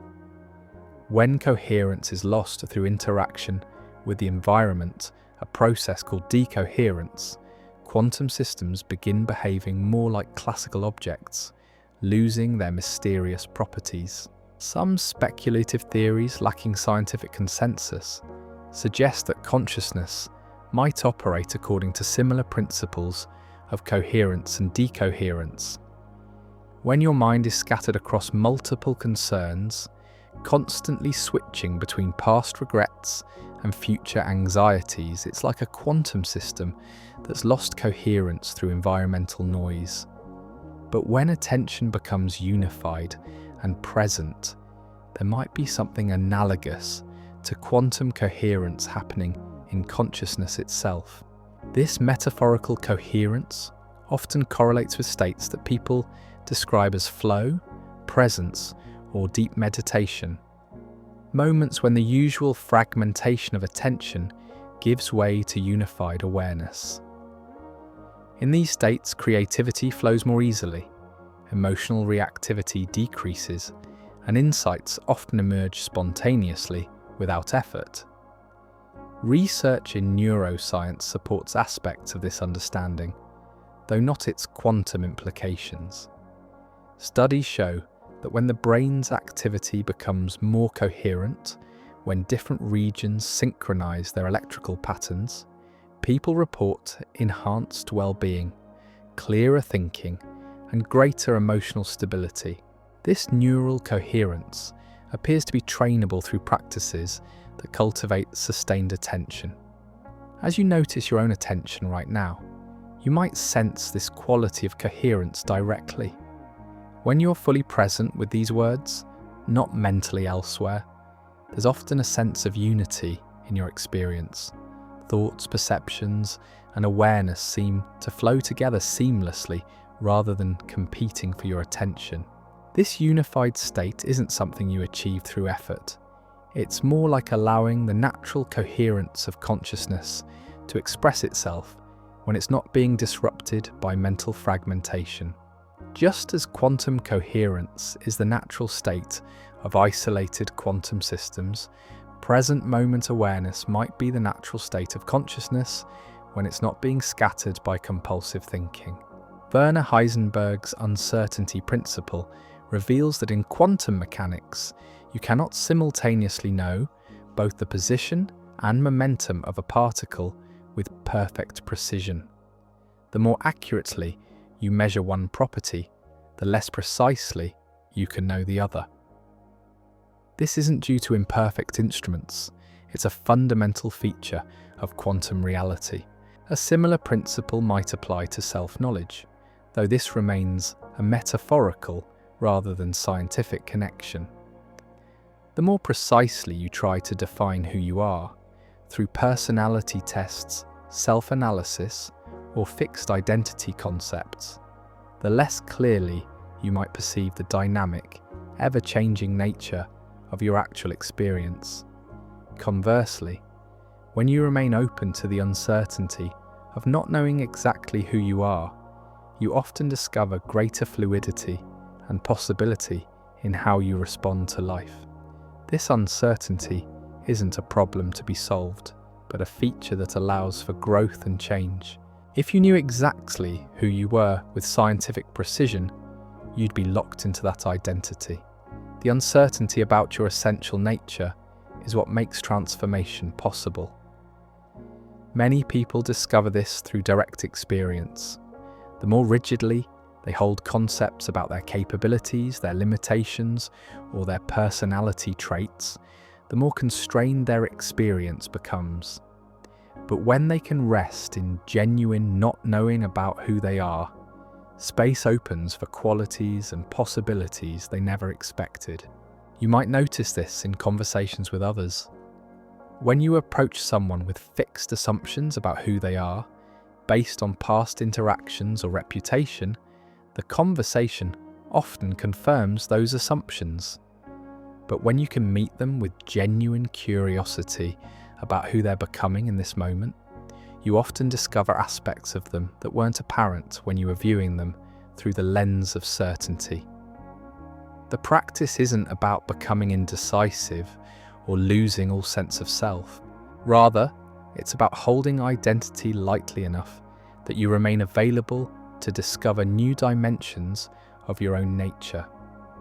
Like quantum particles that reveal different properties depending on how they were observed, you might reveal different capacities depending on how openly you approach each moment. One of the most mysterious phenomena in quantum mechanics is entanglement, when particles become correlated in such a way that measuring one instantly affects the other, regardless of the distance between them. Einstein called this spooky action at a distance because it seemed to violate the principle that nothing can travel faster than light. While there's no scientific evidence that human consciousness operates through quantum entanglement, the phenomenon offers a compelling metaphor for understanding how deeply interconnected our experiences actually are. Notice how your emotional state often shifts in response to the people around you, even when nothing is explicitly communicated. How many times have you walked into a room and immediately sensed tension or joy without anyone saying a word? This sensitivity to others' inner states might suggest that consciousness operates more like an interconnected field than a collection of separate, isolated minds. When someone you care about is suffering, even at a distance, you might feel an inexplicable heaviness. When you're with someone who embodies genuine peace, you often find yourself naturally relaxing into a similar state. The implications for relationships are profound. If consciousness is more interconnected than we typically assume, then the quality of your inner experience isn't just personal. It's part of a larger web that influences everyone you encounter. The peace you cultivate through conscious observation, the reactivity you release through understanding the nature of thoughts, the presence you embody through awareness itself, all of this becomes a gift to the collective field of human experience. Research in social psychology supports aspects of this understanding. Studies show that emotions are indeed contagious, spreading through groups through mechanisms that aren't fully understood. Mirror neurons in the brain help explain some of this interconnection, but they don't account for the subtler ways that consciousness seems to influence consciousness across space and time. As you reflect on your own relationships, you might notice how your inner states affects the people closest to you and how their presence influences your own awareness. This isn't about taking responsibility for others' emotions or trying to control how you affect people. Rather, it's about recognizing that your commitment to conscious awareness naturally serves not just your own well-being, but the well-being of everyone whose life touches yours. In Einstein's relativity, time isn't the fixed universal constant that our everyday experience suggests. Time can slow down or speed up, depending on gravity and velocity. At the quantum level, some interpretations suggest that past, present, and future might be more fluid than our linear experience indicates. Your subjective experience of time also proves remarkably malleable when viewed through the lens of consciousness. When you're completely present, fully absorbed in an activity, deeply listening to someone, or resting in pure awareness, time often seems to slow down or even disappear altogether. Conversely, when you're lost in mental commentary about the past and future, hours can pass without you really being here for any of it. This isn't just a psychological curiosity. The quality of your relationship with time profoundly affects the quality of your life experience. When consciousness is fragmented across multiple temporal zones, replaying yesterday's conversations, rehearsing tomorrow's presentations, analysing last week's mistakes, you're living everywhere except where your actual life is happening. This moment. But when attention naturally gathers into present moment awareness, something remarkable occurs. The past doesn't disappear, but it's no longer compulsively pulling your attention away from what's actually here. The future remains important for practical planning, but it's no longer a source of anxiety that colonizes your present experience. You inhabit time rather than being driven by it. Many contemplative traditions point to this timeless dimension of awareness as your most fundamental nature. They suggest that beneath the temporal flow of thoughts, emotions, and sensations lies an awareness that isn't itself moving through time, but rather remains constant while temporal experience flows through it. You can investigate this directly. Right now, notice the awareness that's aware of these words. This awareness was present when you were a child, it's here now, and it will remain when you're elderly. The content of awareness changes constantly, but awareness itself seems to exist outside the stream of time. This recognition often brings profound relief from the time pressure that characterizes much of modern life. When you're not constantly trying to get somewhere else temporally, fixing the past, controlling the future, energy becomes available for fully engaging with whatever is actually present. Some interpretations in quantum mechanics suggest that information might be more fundamental than matter or energy. According to this view, what we call physical reality emerges from underlying patterns of information processing. This remains highly speculative and lacks scientific consensus, but it offers an intriguing lens through which to examine consciousness. If consciousness operates according to information processing principles, then the thoughts flowing through your awareness might be understood as temporary data patterns rather than solid truths about reality. Just as a computer processes information without being defined by any particular piece of data, you might process thoughts and emotions without being fundamentally altered by their content. This perspective can transform how you relate to difficult mental states. Depression, anxiety, or anger might be understood as particular information patterns moving through the system of your awareness rather than as problems with who you are. Just as a computer running a virus isn't broken, it's simply processing corrupted information, you might experience emotional distress without concluding that something is fundamentally wrong with your essential nature. The key insight is recognizing consciousness as the processing capacity rather than as the content being processed. You are the awareness that can observe thoughts, not the thoughts themselves. You are the space in which emotions arise and pass away, not the emotions themselves. This distinction often creates profound freedom from the tyranny of temporary mental states. Research in cognitive science supports aspects of this understanding.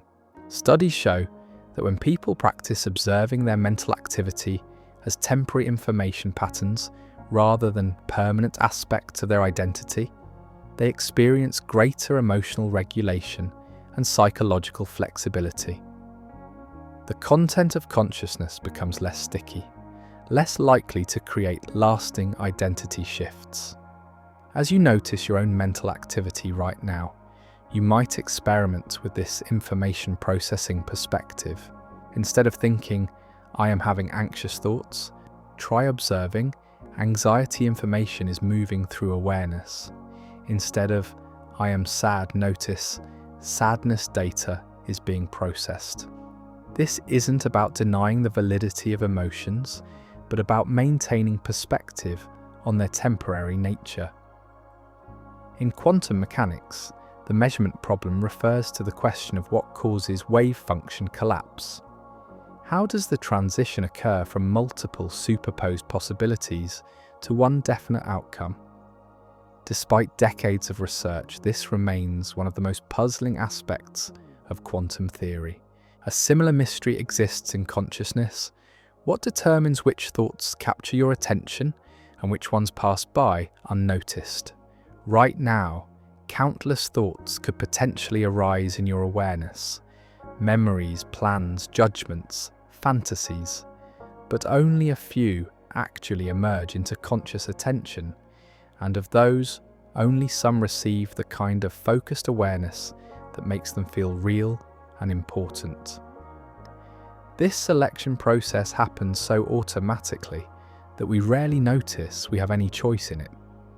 Yet developing the capacity to consciously choose which mental content receives attention is perhaps the most practical skill for transforming your lived experience.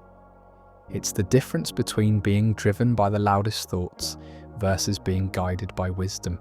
The process isn't about suppressing unwanted thoughts or forcing particular mental states.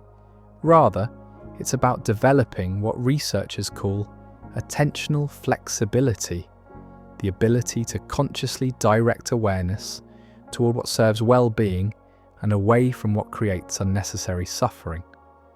This capacity appears to be trainable through practices that strengthen what neuroscientists call executive attention, the neural networks responsible for monitoring and directing mental activity.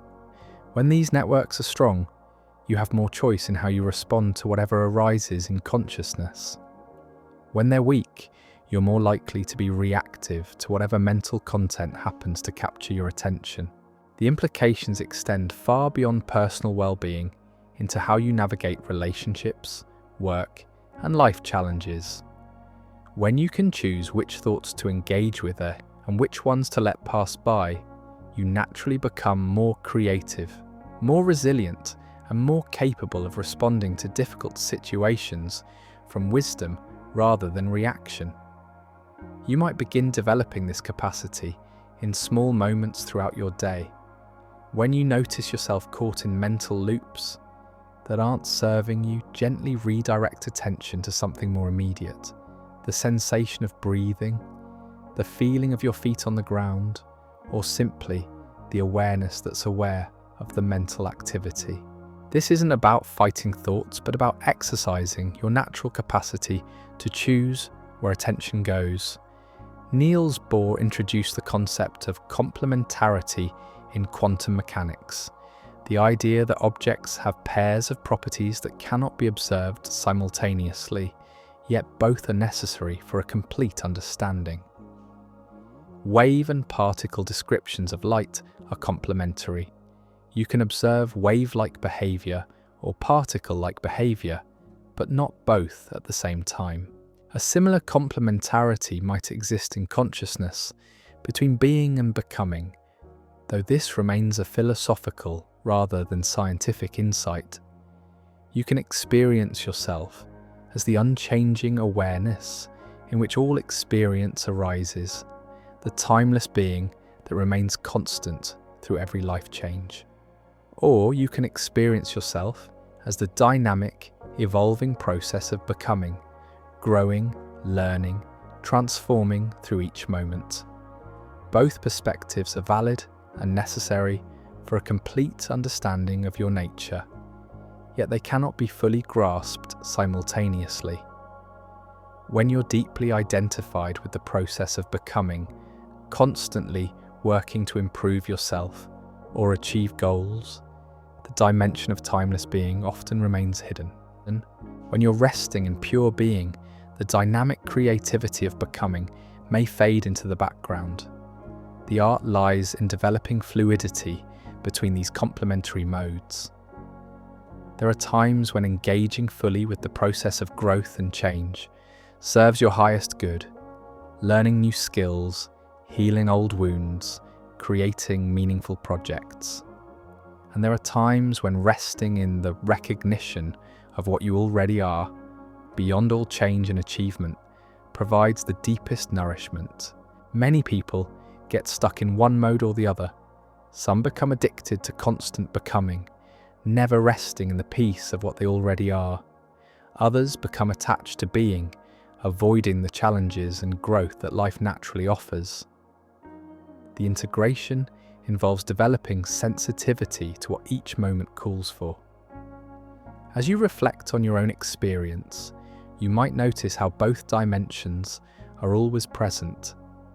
Even in the midst of intense growth or change, there's an unchanging awareness witnessing the process. Even in the deepest states of meditative being, there's a subtle aliveness, a creative potential for whatever wants to emerge. This complementarity suggests that the spiritual life isn't about choosing between engagement and detachment, between caring and non-attachment, between action and stillness. Rather, it's about developing the wisdom to know when each serves the highest good of the moment. In quantum field theory, the vacuum state isn't empty space, but rather the lowest energy state of a quantum field, a condition of maximum potential from which all particles and forces can emerge. Even in this apparent emptiness, virtual particles constantly appear and disappear, suggesting that nothingness is actually fullness in its most fundamental form. Pure awareness might operate according to similar principles, though this remains a speculative metaphor without scientific validation. When consciousness is not filled with mental content, not thinking, not feeling, not planning, it doesn't become absent or unconscious. Instead, it reveals itself as a fullness of potential from which any experience can arise. This state of awareness without content is often discovered accidentally during meditation, in moments of profound beauty, or in the space between thoughts during ordinary activities. Rather than being blank or empty, it feels vibrantly alive, pregnant with possibility. From this pure awareness, thoughts, emotions, and perceptions arise spontaneously when they're needed, then dissolve back into the source when they're no longer necessary. The comparison to quantum vacuum is metaphorical, but it points to something profound about the nature of consciousness. The space in which experience arises isn't passive or inert. It's the most dynamic and creative aspect of your being. It's not what you have, it's what you are at the deepest level. Many people fear this emptiness, imagining it would be boring or lonely, but those who explore it directly often discover the opposite, a sense of completeness that doesn't depend on any particular content, a peace that surpasses understanding, an intimacy with existence that makes ordinary experiences more vivid and meaningful. You don't need to achieve this state through special practices, though they can be helpful. It's more about recognizing what's already here when you're not compulsively filling consciousness with mental activity. In quiet moments throughout your day, you might notice brief glimpses of this pure awareness, the space between thoughts, the stillness beneath emotions, the presence that remains when all mental commentary temporarily subsides. This isn't a spiritual achievement or an altered state of consciousness. It's the most natural and ordinary aspect of your being, typically overlooked because we're trained to pay attention to the content of awareness rather than awareness itself. Yet recognizing this dimension of your nature often brings the deepest sense of homecoming, not to somewhere else but to what you've always been. The holographic principle in theoretical physics suggests that all the information contained in a volume of space can be encoded on its boundary, like a two-dimensional surface. This means that what appears three-dimensional might actually be information stored in a lower dimensional form. While this remains highly speculative and applies primarily to black holes and cosmology, it offers a fascinating metaphor for understanding individual consciousness. Perhaps your personal experience operates holographically, with each moment containing information about the whole of your life, your relationships, and even your connection to the larger web of existence. This would mean that by examining any single experience deeply enough, a moment of joy, a flash of insight, even a bout of suffering, you might discover patterns and wisdom that apply to your entire life. This perspective suggests that you don't need to analyze your entire psychological history to understand your current patterns. Any moment of conscious observation can reveal the fundamental dynamics that operate throughout your experience. The way you relate to one difficult emotion might illuminate how you relate to all difficult emotions. The quality of attention you bring to one conversation might reflect your overall approach to human relationship. Many contemplative traditions point to this holographic quality of consciousness.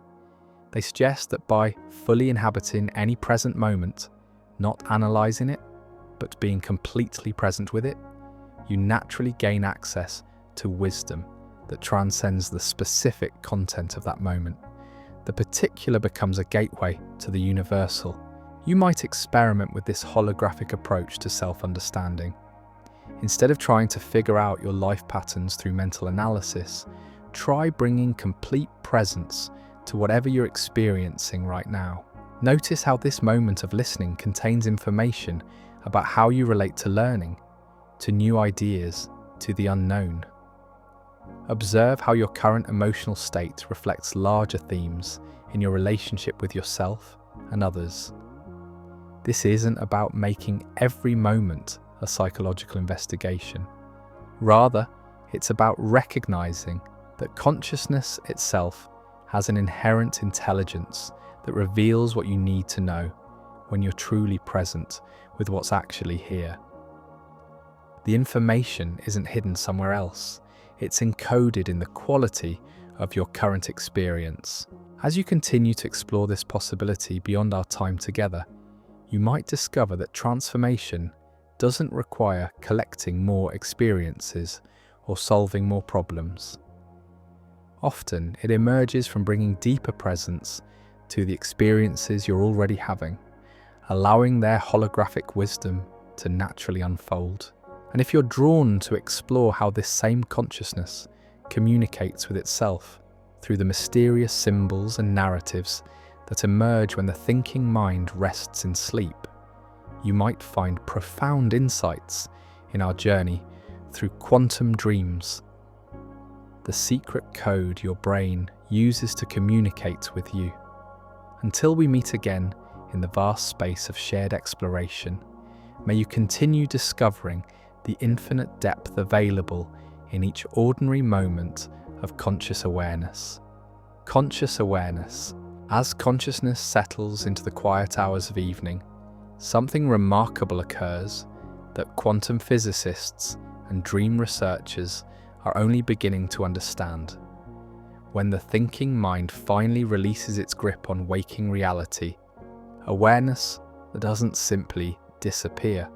It transforms, entering a domain where the ordinary rules of observation seem to operate according to entirely different principles. During sleep, your brain continues to generate complex patterns of electrical activity, weaving together memories, emotions, and sensations into the mysterious narratives we call dreams.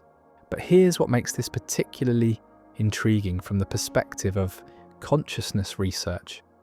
The observer effect we've been exploring throughout our journey together doesn't vanish when you fall asleep. Instead, it reveals new dimensions of how awareness shapes experience. In dreams, you simultaneously play multiple roles. You are the dreamer creating the dream, the character experiencing the dream, and often, on some level, the observer aware that dreaming is occurring. This multiplicity suggests something profound about the nature of consciousness itself, something that mirrors the quantum realm, where particles can exist in multiple states simultaneously. Some speculative theories lacking scientific consensus propose that the dreaming mind operates in a state similar to quantum superposition. Before you interpret a dream symbol or react to a dream scenario, multiple meanings and responses exist simultaneously in the field of sleeping consciousness.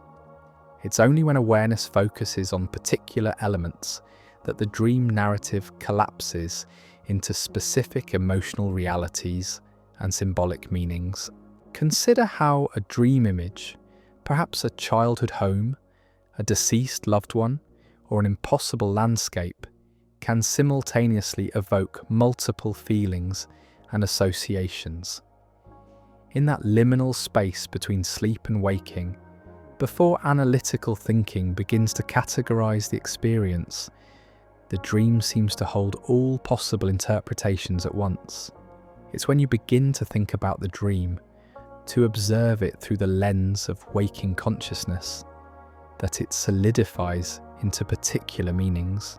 This isn't proven science, but it offers a compelling framework for understanding why dreams often feel so much more fluid and multidimensional than waking experience.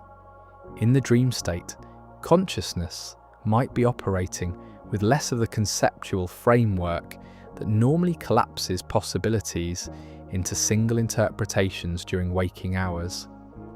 As you drift deeper into contemplation of these ideas, perhaps approaching the edge of sleep yourself, we encounter one of the most mysterious aspects of human consciousness: the apparent interconnectedness of individual minds through what depth psychologist Carl Jung called the collective unconscious.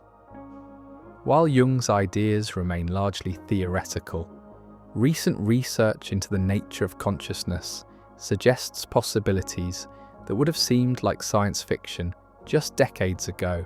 Jung proposed that beneath our personal unconscious lies a deeper layer of mind shared by all humanity, containing universal symbols and patterns he called archetypes. Modern neuroscience can't prove the existence of such a collective field, but research into phenomena like emotional contagion, mirror neurons, and even studies of twins separated at birth suggest that individual consciousness might be far more interconnected than our everyday experience indicates. This isn't proven science, but some interpretations of quantum field theory offer intriguing metaphors for understanding how consciousness might operate on collective scales.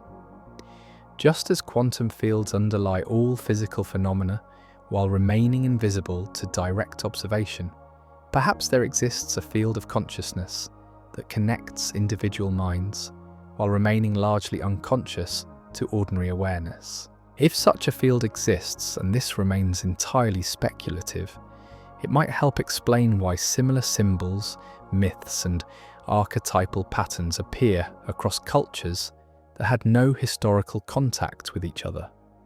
It might illuminate why certain ideas seem to emerge simultaneously in different parts of the world, why social movements can spread with seemingly mysterious rapidity, or why you sometimes know who's calling before you answer the phone.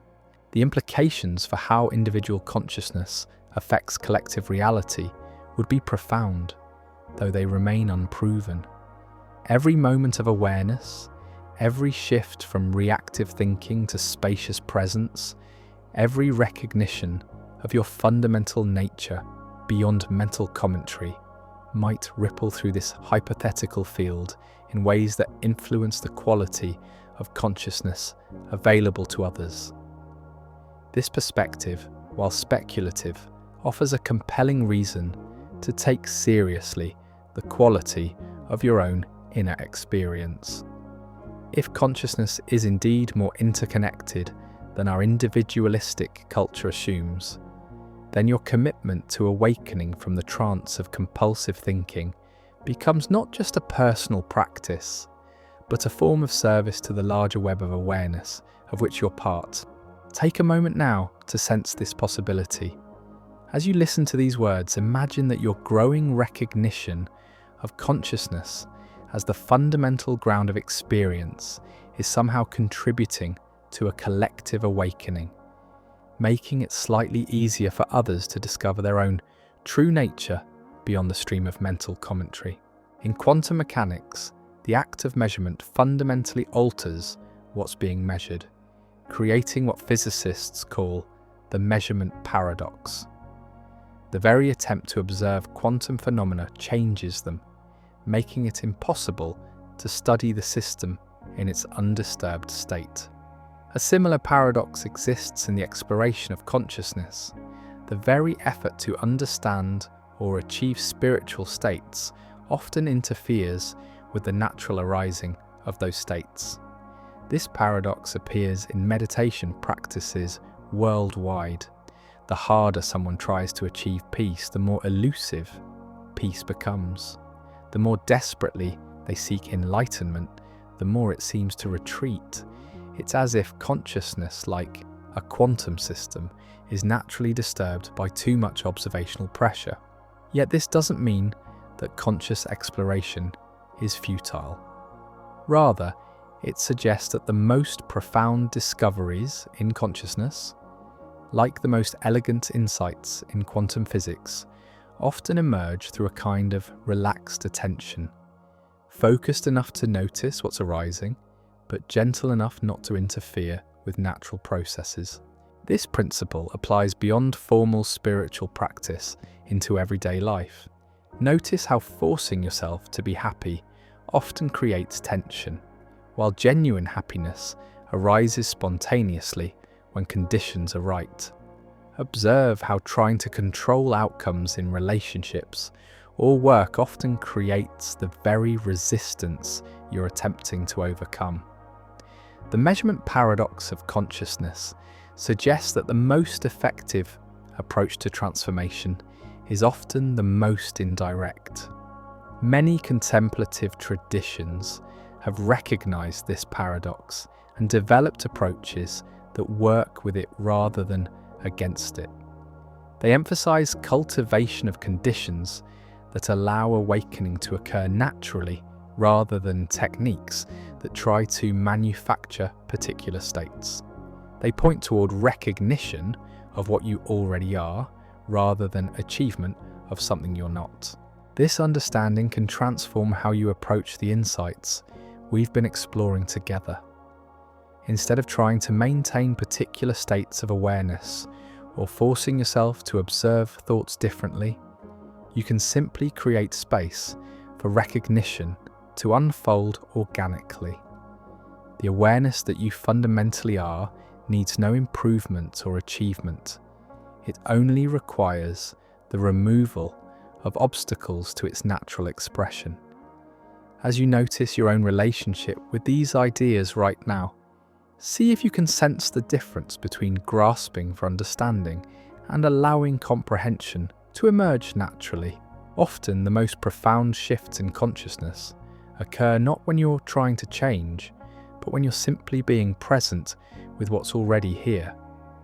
Among the most mysterious aspects of human experience is love.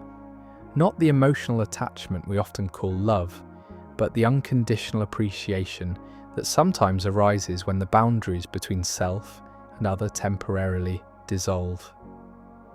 This love bears striking resemblance to what quantum physicists describe as entanglement, though this connection remains entirely metaphorical rather than scientific. In quantum entanglement, particles become correlated in such a way that they seem to share a single quantum state, regardless of the distance separating them.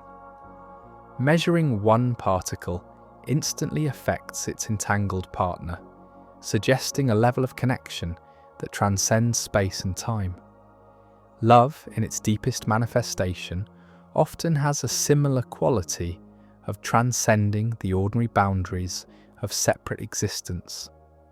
When you love someone completely, whether a child, a partner, a friend, or even a stranger encountered in a moment of open-hearted presence, there's often a recognition that the love isn't really flowing between two separate beings.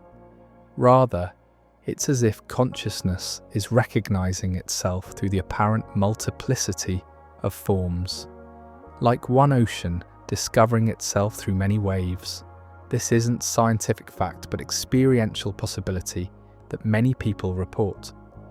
In moments of profound love, the sense of being a separate self, loving another separate self, can give way to recognition of love as the fundamental nature of awareness itself.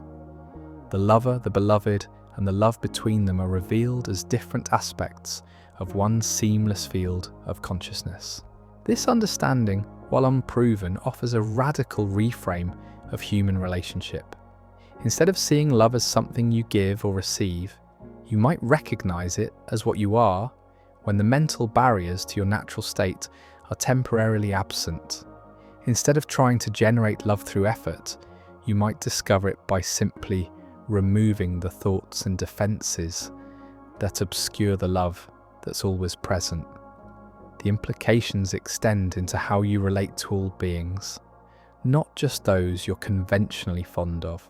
If consciousness is indeed the common ground of all experience, then the awareness looking out through your eyes is not fundamentally different from the awareness operating through every other person you encounter. This recognition often brings a natural compassion that doesn't depend on personal preference or emotional attachment. You might explore this possibility in small moments throughout your day. When you're with someone you care about, notice if you can sense the awareness that's aware in both of you simultaneously.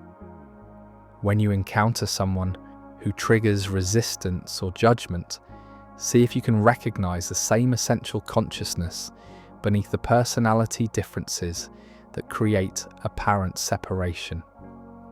Perhaps the most paradoxical discovery in the exploration of consciousness is what happens when the seeker finally dissolves. Throughout our journey tonight, we've spoken about observing thoughts, recognizing awareness, and transforming your relationship with mental activity. But who is doing this observing?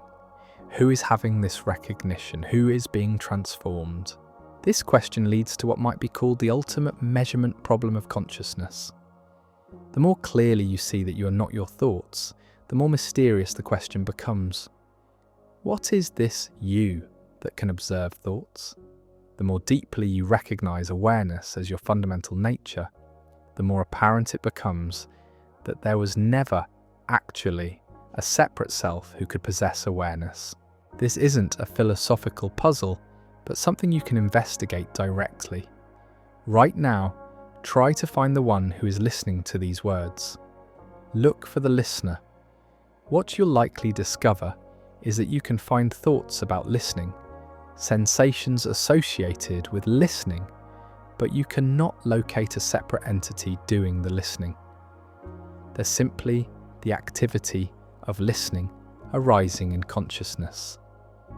This exploration often reveals that the spiritual seeker, the one who has been trying to understand consciousness, achieve enlightenment, or transform their experience, is itself a mental construction, a story appearing in the very awareness it was seeking to understand. The seeker is what consciousness creates when it temporarily forgets its own nature and imagines itself to be separate from what it's seeking. When this recognition dawns, even momentarily, the entire spiritual enterprise often transforms. There's no longer someone trying to get somewhere else or become something better. There's simply consciousness recognizing its own nature, like water discovering it was never separate from wetness, or space realizing it was never separate from openness. This doesn't mean that growth, learning, and transformation cease.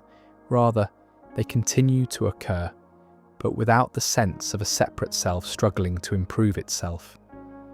Change happens naturally, arising from the intelligence of consciousness itself, rather than from the effortful agenda of an imaginary seeker.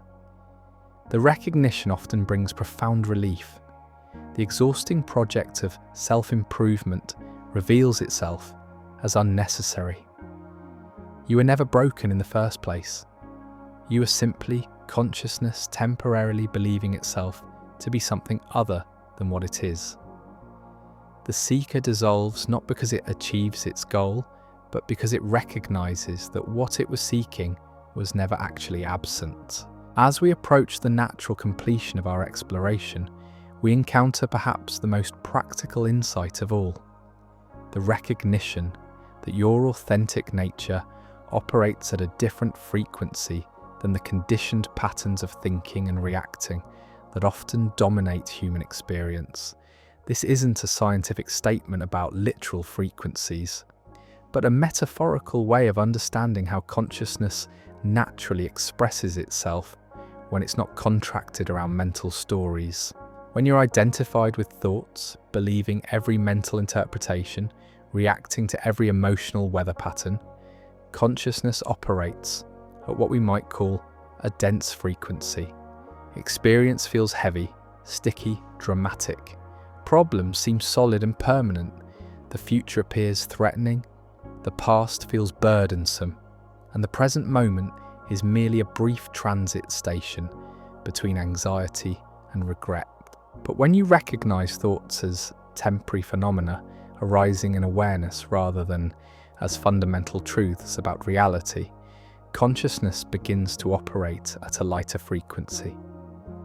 Experience becomes more fluid, less personal, more workable. This isn't because you've solved your problems, but because you've stopped making the problems more solid through compulsive mental engagement with them. This shift in frequency affects everything. How you respond to challenges, how you relate to other people, how you make decisions, even how you experience physical sensations. It's not that the content of your life necessarily changes, but the context in which that content appears transforms completely. Many people discover that this lighter frequency is actually their natural state, temporarily obscured by mental conditioning rather than absent altogether. Like a radio that's been tuned to static, consciousness can be gently adjusted back to the clear signal that's always been broadcasting underneath the noise. The adjustment isn't a technique you perform, but a recognition you allow. It's like remembering how to relax when you've been unconsciously holding tension, or like opening your eyes when you've been trying to see with them closed. The capacity for this frequency of being is inherent in consciousness itself. You don't have to create it or achieve it. As you sense into your own experience right now, you might notice this lighter frequency naturally present underneath whatever mental activity is occurring. It's the spaciousness that remains unaffected by thoughts, the peace that doesn't depend on circumstances, the love that doesn't require an object to love.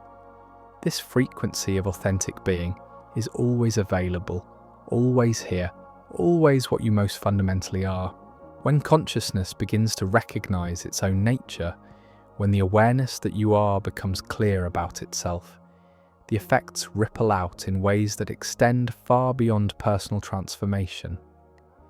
This isn't because individual awakening literally affects quantum fields or changes physical reality through supernatural means, but because consciousness recognizing itself naturally expresses as wisdom, compassion, and authentic presence in the world. People often notice that when they're operating from this recognition rather than from mental conditioning, their relationships become more genuine, their work becomes more aligned with their deeper values, and their responses to life's challenges emerge from clarity rather than reactivity. They're not trying to be different, they're simply no longer pretending to be something other than what they are. This authenticity has a quality that others recognize, even if they can't articulate what they're sensing. It's like being around someone who's completely comfortable in their own skin. Their ease creates permission for others to relax into their own natural state. The recognition of consciousness by itself through one individual somehow makes that recognition more accessible for others. This phenomenon might be understood through the lens of mirror neurons, emotional contagion, or other mechanisms that neuroscience is beginning to identify. Or it might operate through more mysterious processes that science doesn't yet understand. But regardless of the mechanism, the effect is observable. Presence begets presence. Awareness catalyzes awareness. Authenticity invites authenticity. The implications are both humbling and inspiring. Your inner work, the patient cultivation of conscious awareness, the gentle release of identification with mental commentary, the growing recognition of your fundamental nature becomes a gift not just to yourself, but to everyone whose life touches yours. Not because you're trying to help them or teach them anything, but simply because consciousness, recognizing itself through you, creates space for similar recognition in others. This understanding transforms the motivation for spiritual exploration from personal self-improvement to something more like service. You explore consciousness not to get something for yourself, but to allow consciousness to know itself more clearly through the unique circumstances of your life. You practice presence not to achieve personal peace, but to embody the peace that consciousness naturally is. As you continue this exploration beyond our time together tonight, remember that every moment of recognition, every return to awareness, when you've been lost in thought, every gentle release from identification with mental stories, serves not just your individual awakening, but the awakening of consciousness itself through the web of interconnection that links all apparent individuals. In a world increasingly dominated by digital technology designed to capture and fragment attention, the capacity for sustained presence becomes not just spiritually valuable, but practically essential for navigating modern life with wisdom and sanity. The principles we've explored tonight offer something like a different kind of technology, an inner technology of awareness that can operate effectively within the rapid-fire information environment of contemporary existence. This technology of presence doesn't require external devices or software updates. It operates through the simple recognition that consciousness has the capacity to choose where attention goes rather than being passively driven by whatever stimuli happen to be loudest or most urgent. When you know how to observe thoughts without automatically believing them, you become less susceptible to manipulation by information designed to trigger reactive responses. When you can maintain awareness of the observer position, even while engaging with technology, social media, news and digital communication, those tools become more useful and less addictive. You can engage with information from spacious awareness rather than getting lost in the content streams that are specifically engineered to capture and monetize attention. This isn't about rejecting technology or retreating from modern life, but about engaging with contemporary reality from the foundation of conscious awareness rather than from the scattered reactive state that digital environments often promote. It's about remembering that you are the awareness that can observe the stream of information rather than being the information itself. Many people discover that as their capacity for presence strengthens, they naturally develop better boundaries with technology. They find themselves less compulsively checking devices, less reactive to digital stimuli, and more capable of using technology as a tool rather than being used by it. This isn't because they force themselves to change their digital habits, but because consciousness naturally seeks balance when it's not constantly being pulled into fragmented states. The implications extend into how you might model a different way of being for others, especially younger generations who are growing up entirely within digital environments. By embodying presence in your interactions with technology, you demonstrate that consciousness can remain centered and wise even while engaging with the most sophisticated attention capture systems ever created. As you reflect on your own relationship with technology and information, you might notice opportunities to practice the observer position in digital spaces. Can you check email from awareness rather than anxiety? Can you engage with social media from curiosity rather than compulsion? Can you receive news from spacious presence rather than reactive concern?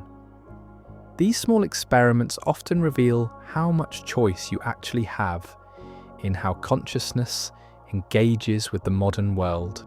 Neuroscience research continues to reveal remarkable insights about how consciousness can literally reshape the brain through what researchers call neuroplasticity, the capacity for neural networks to reorganize themselves throughout life.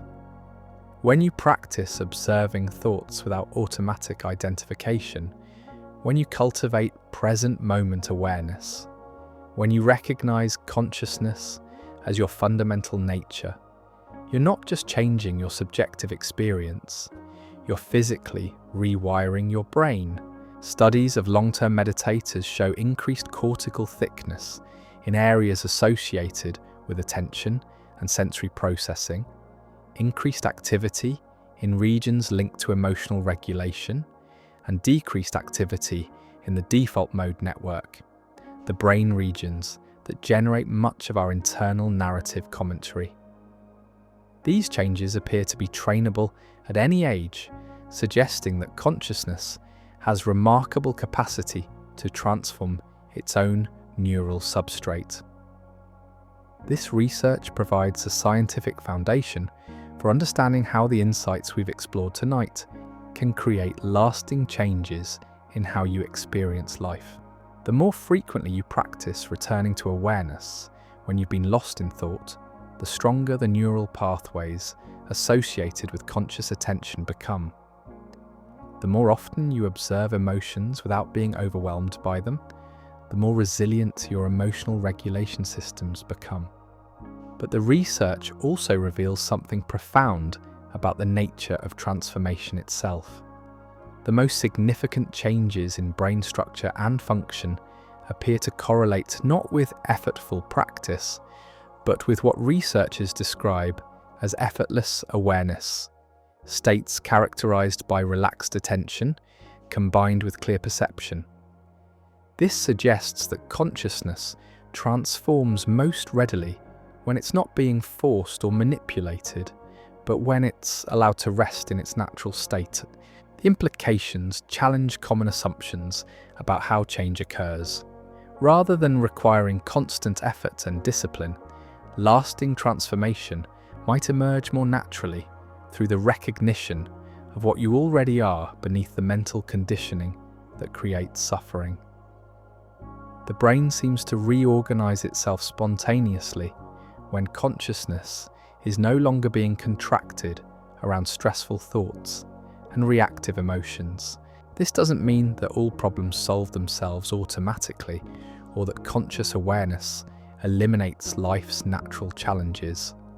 Rather, it suggests that when consciousness is operating from its natural spaciousness rather than from the dense frequency of mental reactivity, it has access to intelligence and resilience that aren't available when attention is fragmented and reactive. As you consider your own potential for transformation, remember that the capacity for change appears to be built into consciousness itself.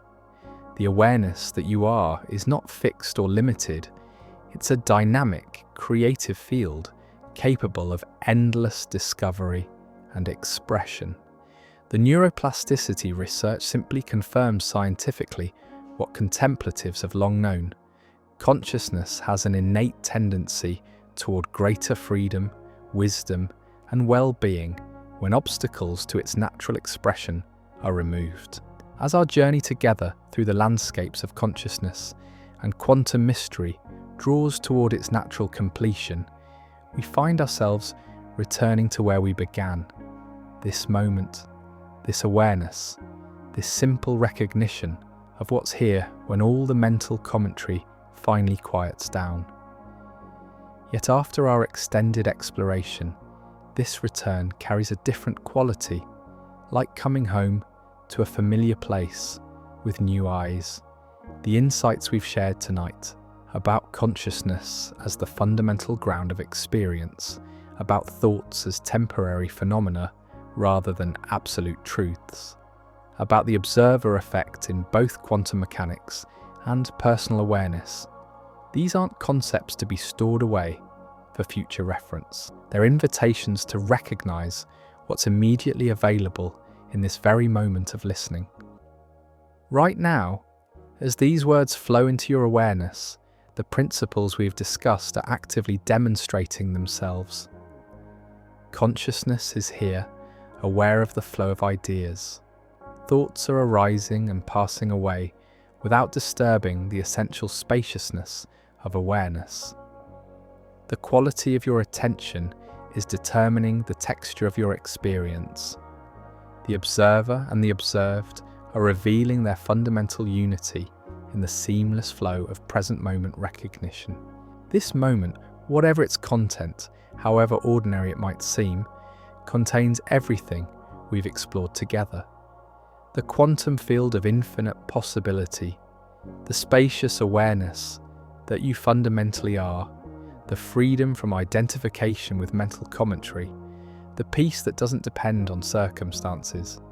All of this is here, now, available not as future achievement, but as present recognition. The spiritual journey, if it can be called that, isn't really a journey at all. It's more like learning to appreciate the landscape you've always been standing in, but were too busy travelling to notice. It's like discovering that the treasure you've been seeking was buried in your own backyard, hidden not by distance, but by the assumption that something so precious must surely be somewhere else. This recognition often brings a profound shift in how life is lived. Instead of constantly seeking better moments, you begin to appreciate the depth available in ordinary moments. Instead of trying to get somewhere else psychologically, you become curious about what's here when you're truly present. Instead of waiting for life to begin when conditions are right, you recognize that life has always been happening in the only place it can happen, now. Tonight, as you prepare to rest in the gentle mystery of sleep, remember that the awareness you've always been remains present even in dreams, even in the deepest silence of unconscious rest. The quantum reality we've explored together doesn't end when your eyes close. It continues its dance of possibility and observation through every state of consciousness. The thoughts that once seemed so solid and demanding may still arise tomorrow, but perhaps now they'll find you less willing to believe their stories without question. The awareness that can observe thoughts without being disturbed by them is always available, always here, always what you most fundamentally are beneath every changing experience.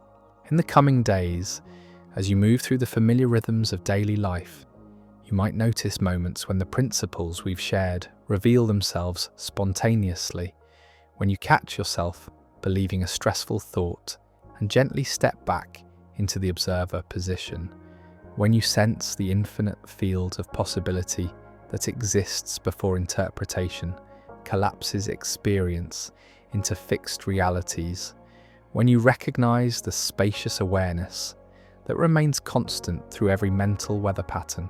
These moments of recognition are not achievements to be grasped, but gifts to be received.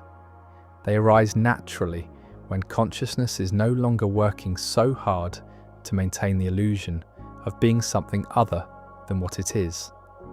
And in each moment of recognition, however brief, you offer something precious to the world, the embodiment of awareness recognizing itself, consciousness knowing its own nature through the unique circumstances of your life.